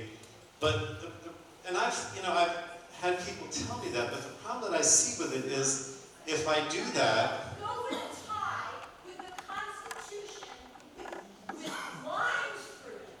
right. You can do your job, but you have to signal to them, this is not business as usual. This is a slide into authoritarianism. We will be living in Hungary, and my 3 children who went through this great state's public education system will live in an authoritarian democracy. Right. But the problem is you have to decide, and I'm being perfectly honest with you, you have to decide as an elected official what you want to do, right?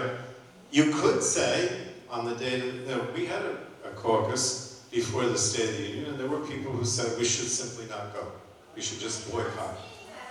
No, I know, but there are people that do. I gotta be honest with you, I've had people who have said to me, you should not participate in hearing, you should not vote, you should just go to the floor. And I know you're not saying that. And I've had people tell me, I've had people advocate, I've had people tell me that we should be violent. And I've said no. No, I know you didn't. But I'm trying to say that as an elected official, you have to decide what you want to do. And what I'm saying to you is that I'm not willing, I'm still thinking that the most important thing for me to do is to speak out, to go and participate in these hearings, to use the hearings and the investigative tools as a way of trying to oppose the Trump policies. What I told you tonight is what I'm doing. If you don't think that's good enough, I don't know what to tell you. I don't know what else. I don't want to go the next step. And I know you're not advocating it, but I don't want to go to the next step. I don't want to go to the civil disobedience. I know you're not saying that, but there are people that call us every day and say that. You remember there was a time, I don't remember what, when we stopped the whole proceedings of the House of Representatives, and you could theoretically do that. But that's not what I've done yet. So we'll see. We'll see. I mean, right now, my view is that we have to speak out. We have to try to get all of you to get involved in speaking out and influencing your friends. You don't think that's good enough. I don't know what else to tell you. So, Congressman, we are getting close to our time, so I want to make sure everyone... Why don't we do this? Wait. Let's try to quickly go through. Nobody else get up. Okay, that was Use what I was the going to people say. that are here. Congressman. If you're already online, you'll get to answer your question, but we can't have Yeah, anybody and let's else. try to go through the people that are online, but we want to have anybody else get up. I know it's going to keep us here a while, but I don't want anybody who's standing to not have a chance. All right, who's next? Over here. How come she's... Oh, you want me to be more concise? I mean, don't talk so long. Okay, I can do that. Go ahead. Hi, my name is Kristen Zellick. I'm from Union Beach. I don't have a prepared speech. I'm speaking from the heart, so it might be a little scattered. But I'm here to really talk about my concerns with ICE. I'm echoing what that woman said and what that gentleman said. People are being detained without due process. They're being kidnapped by ICE. It has become systematic racism, and we as a country have fought so hard to get rid of to reduce systematic racism. So I just want to echo that previously you had mentioned people with protections, but I think we also need to speak up for our undocumented community members because they do pay taxes as we would. They are a part of our community. They are a part of our businesses. They are a part of our everyday function. So I just want to speak up for those people, make it known that your constituents care about that issue, and just ask you what you think you have the power to do to help this situation. Well, in terms of people that have some kind of protective status, we can try to take legal action or support legal action to protect them, right? And we use the people that have a green card or have a visa or DACA or whatever. But as far as people that have no protected status, they're undocumented, they have none of those, right? Then I think you have to simply say, which is what I've said, and I hope that you'll get that across to your, I hate to use friends and relatives, but that we don't think, maybe Trump has the ability to deport anybody who's undocumented. Maybe the law says he can, I don't know. But it doesn't matter. It shouldn't be that we're kicking people out and deporting people who haven't done anything wrong other than the fact that they're here, right? That is not what this country's about, and that we should provide a pathway of citizenship for these people. I'm trying to be concise. Yeah, no, I understand. All right, I'm supposed to be more concise, so let's keep going. Hi, good evening. My name is April. I live in Long Branch. You came all the way to Metuchen. Is that important? Okay. A lot of people have spoken my mind, so I will try and be concise. We are here. We are at the moment the forefathers, our founding fathers warned us about. We talk about elections, midterms. I'm not convinced we're going to have midterms. We are at that moment. Congressman, I need to know, are you up for this fight? Yes. And if you're not, get out of the way. For someone who is. And if I can, thank you. So Susie, is that your name?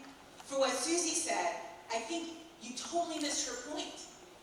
You're getting, well, no one cares what advice you're getting. What are you going to do out of your own mind and your own imagination that is different from business as usual? Yes. So many of us watched Senator Booker and his heroic 25 hours. A theme through his entire speech was, it is time to do something other than business as usual. Congressman, what are you going to do that is different? Well, I may have misinterpreted what Susie said. I have to be honest. I thought she was saying that speaking out, that trying to do investigations, that bringing lawsuits wasn't enough, and that she wanted something more. Stop. Just stop. Sorry, I'm a teacher. My question was very, very simple. Are you up for this fight? And what are you, Congressman, going to do that gets you out of your normal comfort zone, business as usual? You have served this state so well for so long. This is an opportunity for you to grow as our representative and leader, for you to find ways of resistance, to find ways that work within you doing your job and speak to your strengths, but that is different from what you've been doing. Okay.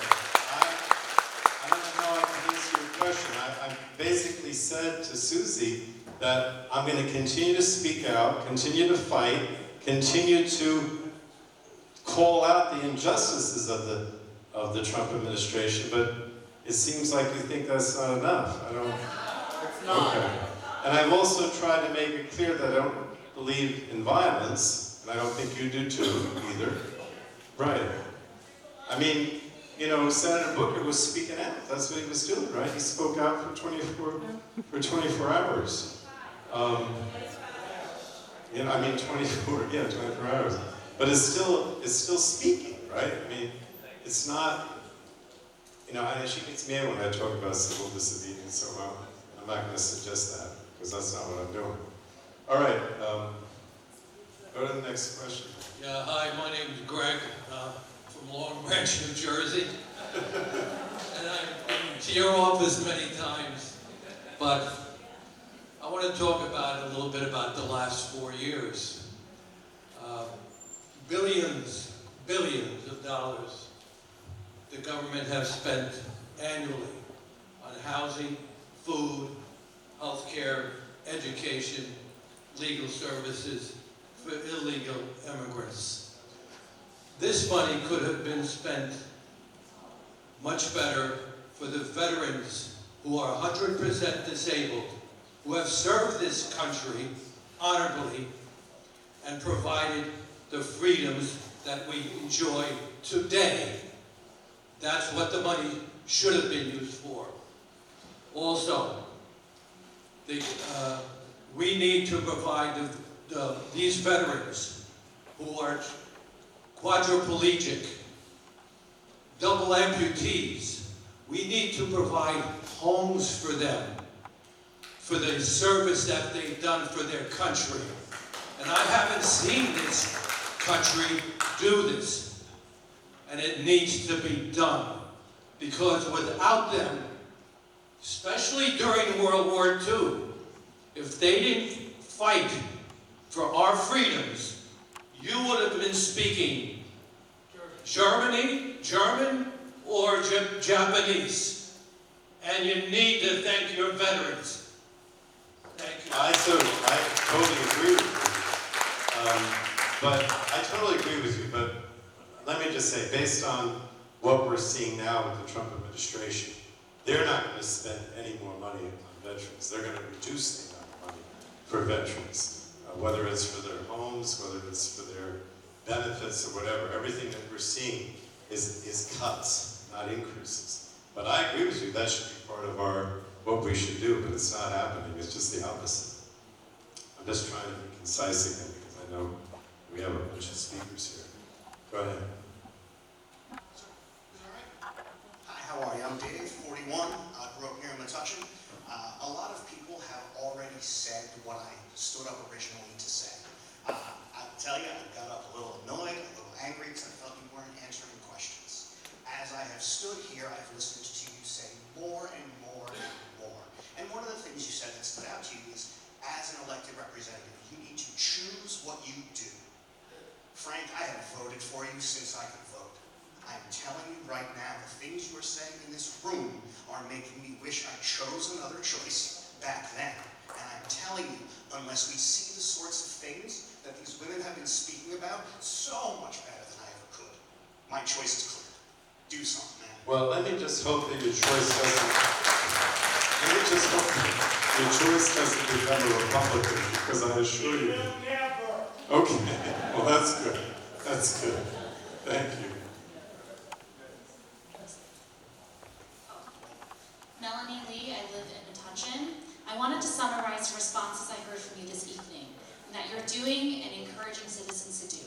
Number 1, write strongly worded letters saying these things are unlawful actions and should be stopped. Number 2, filing lawsuits. And number 3, citizens need to gather together to protest to have our voices heard.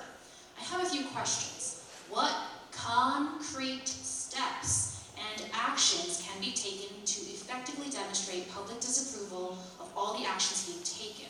There are too many small events. How can we consolidate and galvanize our efforts? I see that Republicans have been very creative in pushing things through. What creative actions, other than filing lawsuits, angry letters, can be taken by Democrats to stop these actions for immediate action in addition for long-term impact? Sorry, my phone slept. My questions may seem redundant. However, I have personally not heard any satisfactory responses from you to those who asked these similar questions just before me. Thank you. Sure. Well, I think that some of the people that were on the other side were suggesting that maybe these smaller rallies and events like we're going to see in Metuchen on Saturday could be made into, a larger national rally at the Lincoln Memorial. I think, of course, of Dr. King and the things that he did. And so, that's certainly something that I'm going to pursue, because I think you feel that having these small, and I don't want to take away from it, because I do think that what's happening in Metuchen, and there's going to be others around the state on Saturday, are a good thing. And I don't want to discourage it, but maybe this needs to be folded into some kind of a national rally or national effort at the Lincoln Memorial, as someone suggested here. But what was the other part of it that you asked? I see Republicans have been very creative. You see, the problem with the Republicans, it's not a problem. They, they had an election and they now have the majority. They control everything. The Supreme Court, the President, the House, and the Senate. So they can move all these bills and we can vote against them and try to defeat them. And we've had some success. I haven't talked much about our ability to stop the bad legislation from moving forward. I mean, I talked about it in conjunction with the SAVE Act and this effort to eliminate national injunctions by the courts. But we are doing that. In other words, they only have a majority until the election this week where they elected, I guess, 2 more Republicans. They only had a majority of 2. Now they might have a majority of 4, right? But it's very close. And so we do also try to make sure that all our members are there and, if possible, defeat some of these bad bills that they bring up. President Trump is bringing up a 180-year-old law that is obscure. Let's find a 184-year-old law that's more obscure, that is in our favor. So. Right. But remember, he's issuing the executive order as president, and we have to oppose that either through the courts or through public opinion or through the investigations and the committees and that type of thing. In other words, we can't issue an executive order, and we can stop legislation on certain occasions if we can get Republicans to vote with us. But it is harder because they're in the majority. So it's not like, again, it's convincing the Republicans to join us. Whether it's for a vote, whether it's for a lawsuit, whether it's just trying to influence them not to vote for bad things like the Medicaid cuts. That's what we're about, and that's what I'm asking all of you to do. And I understand some of you figure that that's not enough, but I'm going to still keep talking about it because those are the things that I think that we can effectuate change. We're going to go back over here.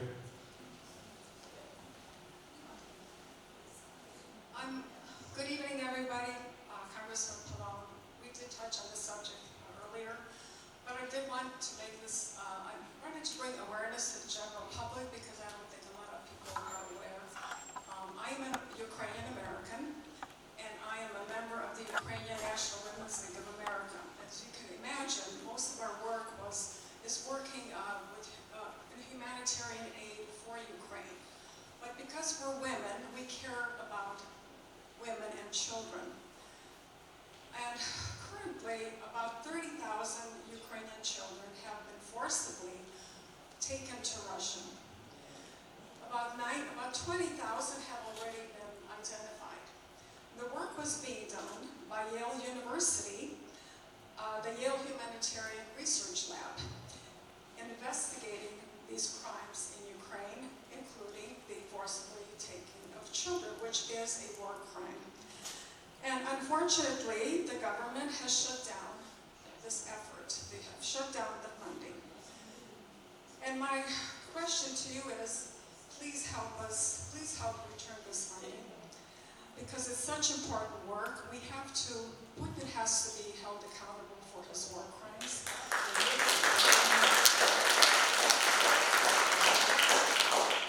Not only that, but in 1949 in the Geneva Convention, the abducting of children was actually, is when it was established that it is illegal under international law and that it is a war crime. It was determined that in 1949. Anyway, and thank you also. A year ago, House Resolution 149 was passed, and it was passed 390 to 9, overwhelming majority. That was exactly a year ago, condemning the illegal abduction and forcible transfer of children from Ukraine to Russian Federation. Now, I'm a mother, I'm an aunt, I'm a grandmother. I'm sure so many of you are as well. Your fathers, your uncles, grandparents. You can just imagine what these children are going through, what these parents are going through, what these families are going through. So in helping to bring back this important funding to Yale, please help bring the kids back home. Thank you. Thank you.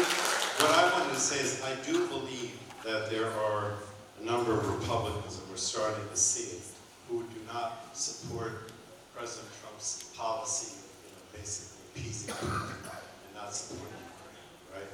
I mean, he goes back and forth every day, but the bottom line is he seems to be more supportive of Russia than Ukraine, right? Talking about funding, not funding the Ukraine, not helping the Ukrainians. But I think that's true. You can even see it with him, with Trump, in the last few weeks, that he's kind of stepping back from the approach that we had a few weeks ago. And I think part of that is because there's so many Republicans in the Senate and the House that don't agree with him. I think that we should be providing not only humanitarian aid, but more assistance for the work for the Ukraine. So, we're going to continue with that effort. We'll speak out. We'll see, me on social media and on different speeches and things talking about the need to support Ukraine both militarily as well as humanitarian assistance. And I'll keep doing that. So thank you. Okay. Hi, Janine Buck, I'm a veteran. My husband's a veteran. Thank you for what you're doing. I've been watching your Facebook page and it's very informative and really keeps us, abreast of what's going on. I just wanted to say that these little rallies that we've been having, they haven't been little. 3 weeks ago, there was the Medicaid one. I didn't know about that, or we would have been there. The week after that, there was veterans. That was nationwide. There was a lot of people marching on Washington. Last week, we stood in front of Tesla. We all need to be there. We all need to be there. Tesla was not only countrywide, but worldwide, global. We all need to do our part. We can't just rally here. We have to do our part. We have to be willing to go down there and peacefully demonstrate, just like we did in Vietnam, just like we did for the civil rights movement, just like Gandhi did. We have to be willing to do it. We all have to be out there. The rally this weekend is called Hands Off.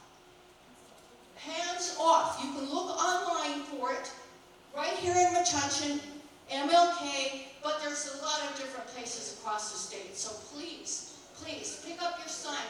Every weekend, come out and be with us.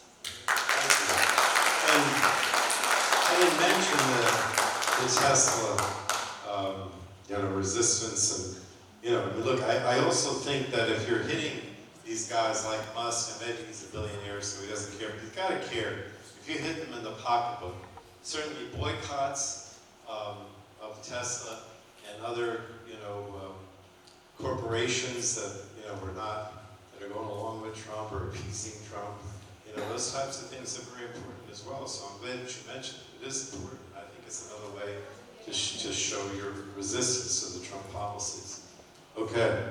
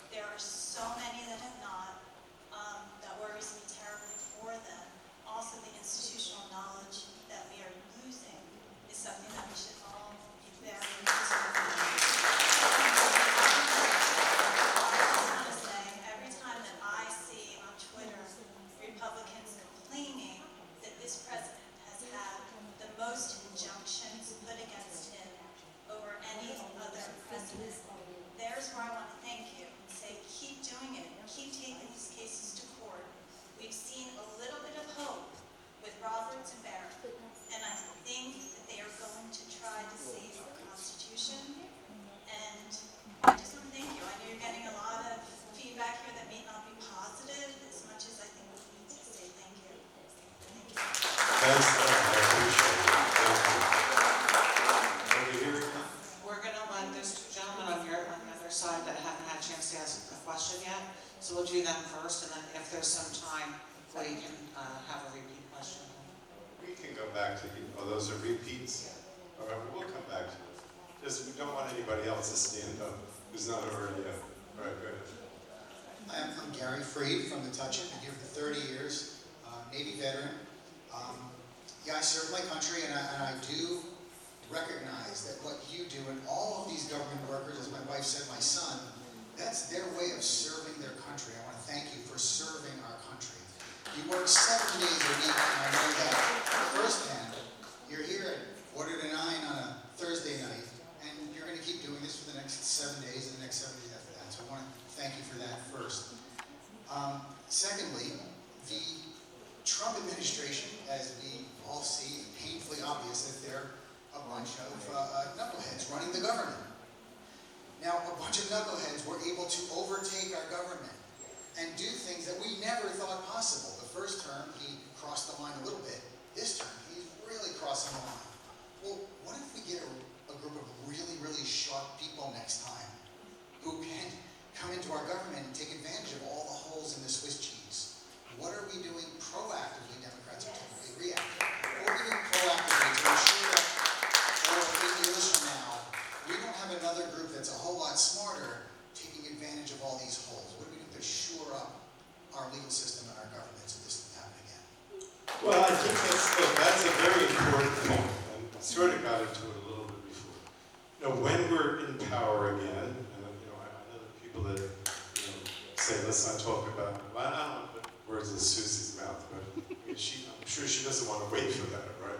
But I do think that, you have to look at all these things and say, how do we change the laws if we're in a position again to change laws so these loopholes can't be used? And the biggest part is the corruption, right?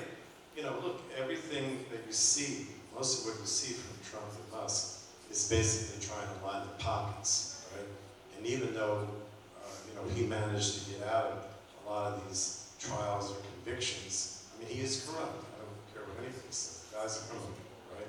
So I think that we have to find out a way of changing the statutes, changing the law to say that the president doesn't have executive privilege so that while he's president, he can commit high crimes and misdemeanors and get away with it, right?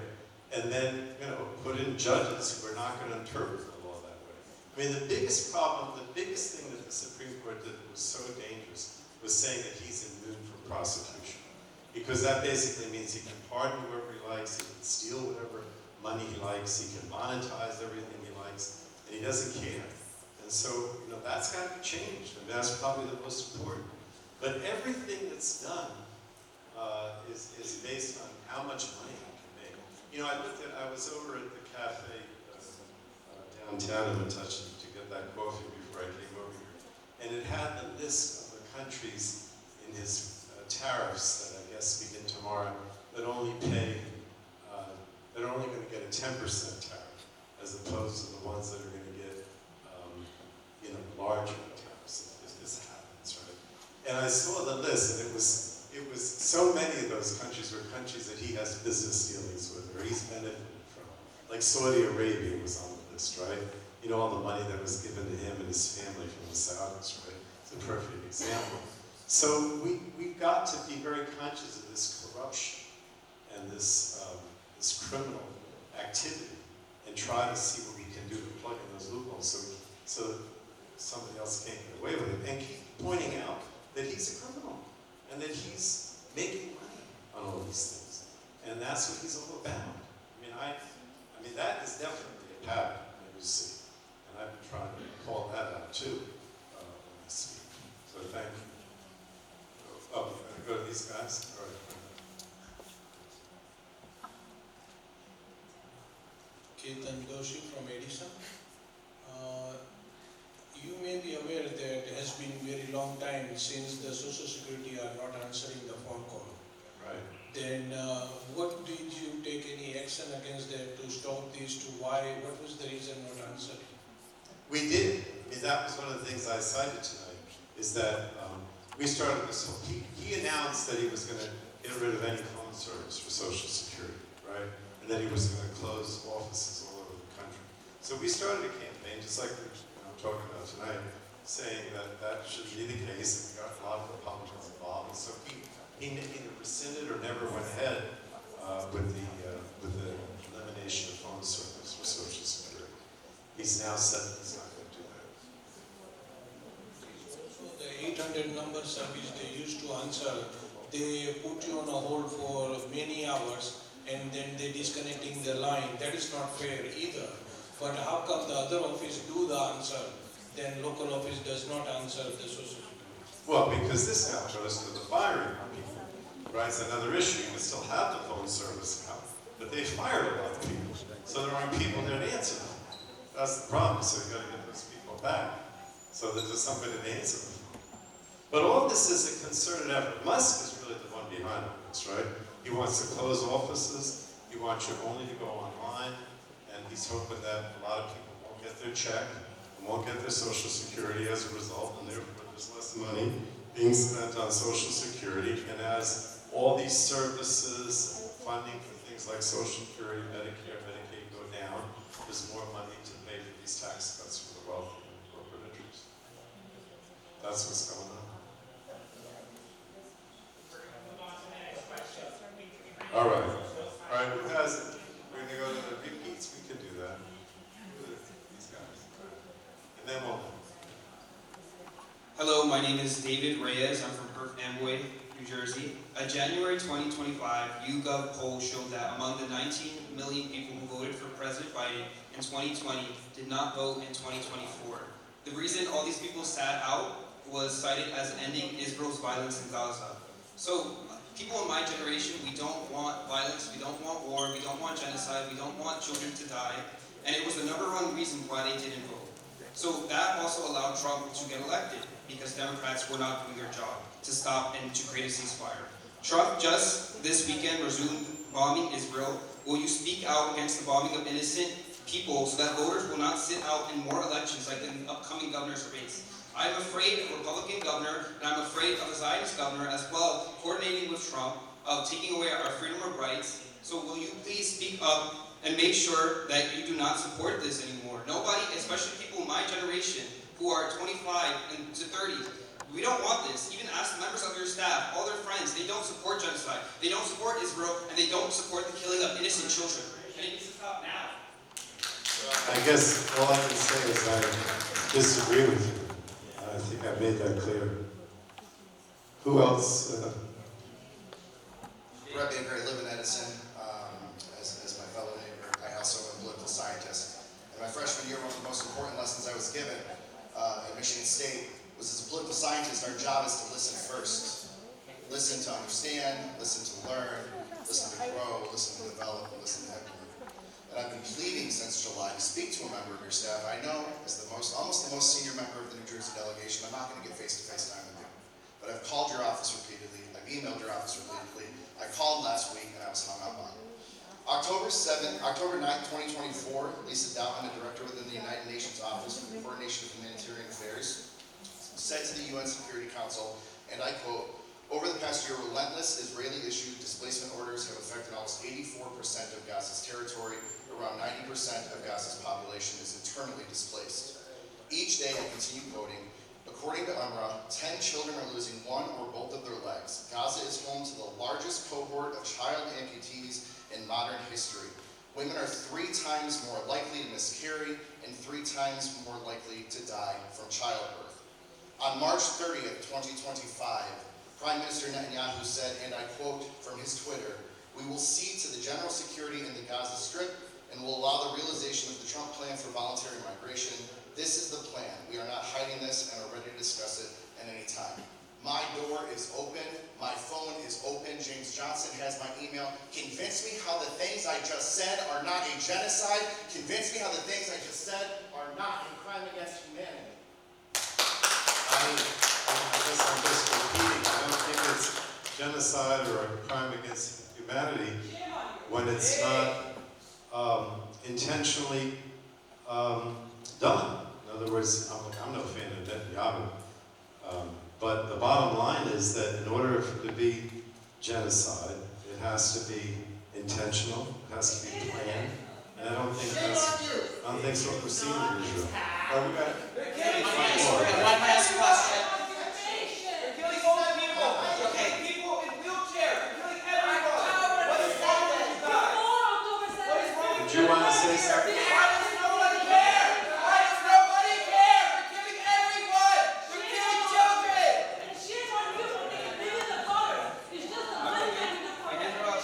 Hi, my name's and I'm a high school student. I have one final question, if that's all right. Congressman. I hope no one voted for him. Thank you again for your support of the Alzheimer's community. In the past couple of years, with your support and the support of many others, we've made great strides. And many of us are now concerned that we're going backwards rather than forwards.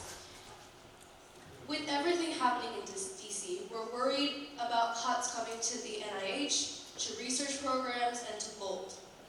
Are you committed to maintaining NIH funds, and what can be done about this issue? Thank you so much. We are not only committed, this is something, again, that our committee's investigating, that I'm speaking out against, and we're hoping that we're going to have a hearing to get to the bottom of it.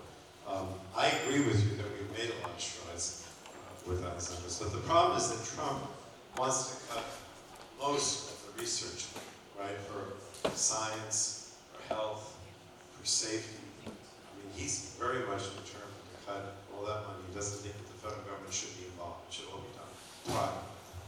But we're going to continue to push back against it. And I think it's very important because, again, the United States was always out front. And you can't have the private sector. Because the private sector is going to focus on how much money they can make. They're not going to do the kind of general research that's important for the Alzheimer's community. They'll spend money to find some drugs maybe they can sell, but they're not going to do the general scientific research that the federal government does. So thanks for raising that. All right. I think we're losing a lot of people here. I don't know if that's a protest or what it is. But I just want to thank everybody for coming. I mean, obviously, we're not going to agree on everything. And I know a lot of you think that we should be doing more. But I promised you I will continue to do more and speak out and try to organize people against the Trump policies. It was sort of interesting that we didn't really have anybody who came here tonight who supported the Trump policies. I thought we'd get some, actually. So I think that says a lot about how people think, that all of you collectively think that what President Trump is doing is not good for the country. And that's certainly what I believe in. And so I'm kind of heartened a little bit by the fact that so many of you spoke out and agree with me, even if you have a different way that you want us to proceed. You know, we can always talk about a better way to proceed and a better way to fight, but it's kind of makes me feel good to think that everybody feels very strongly why his policies are so detrimental to the country. So thank you all again.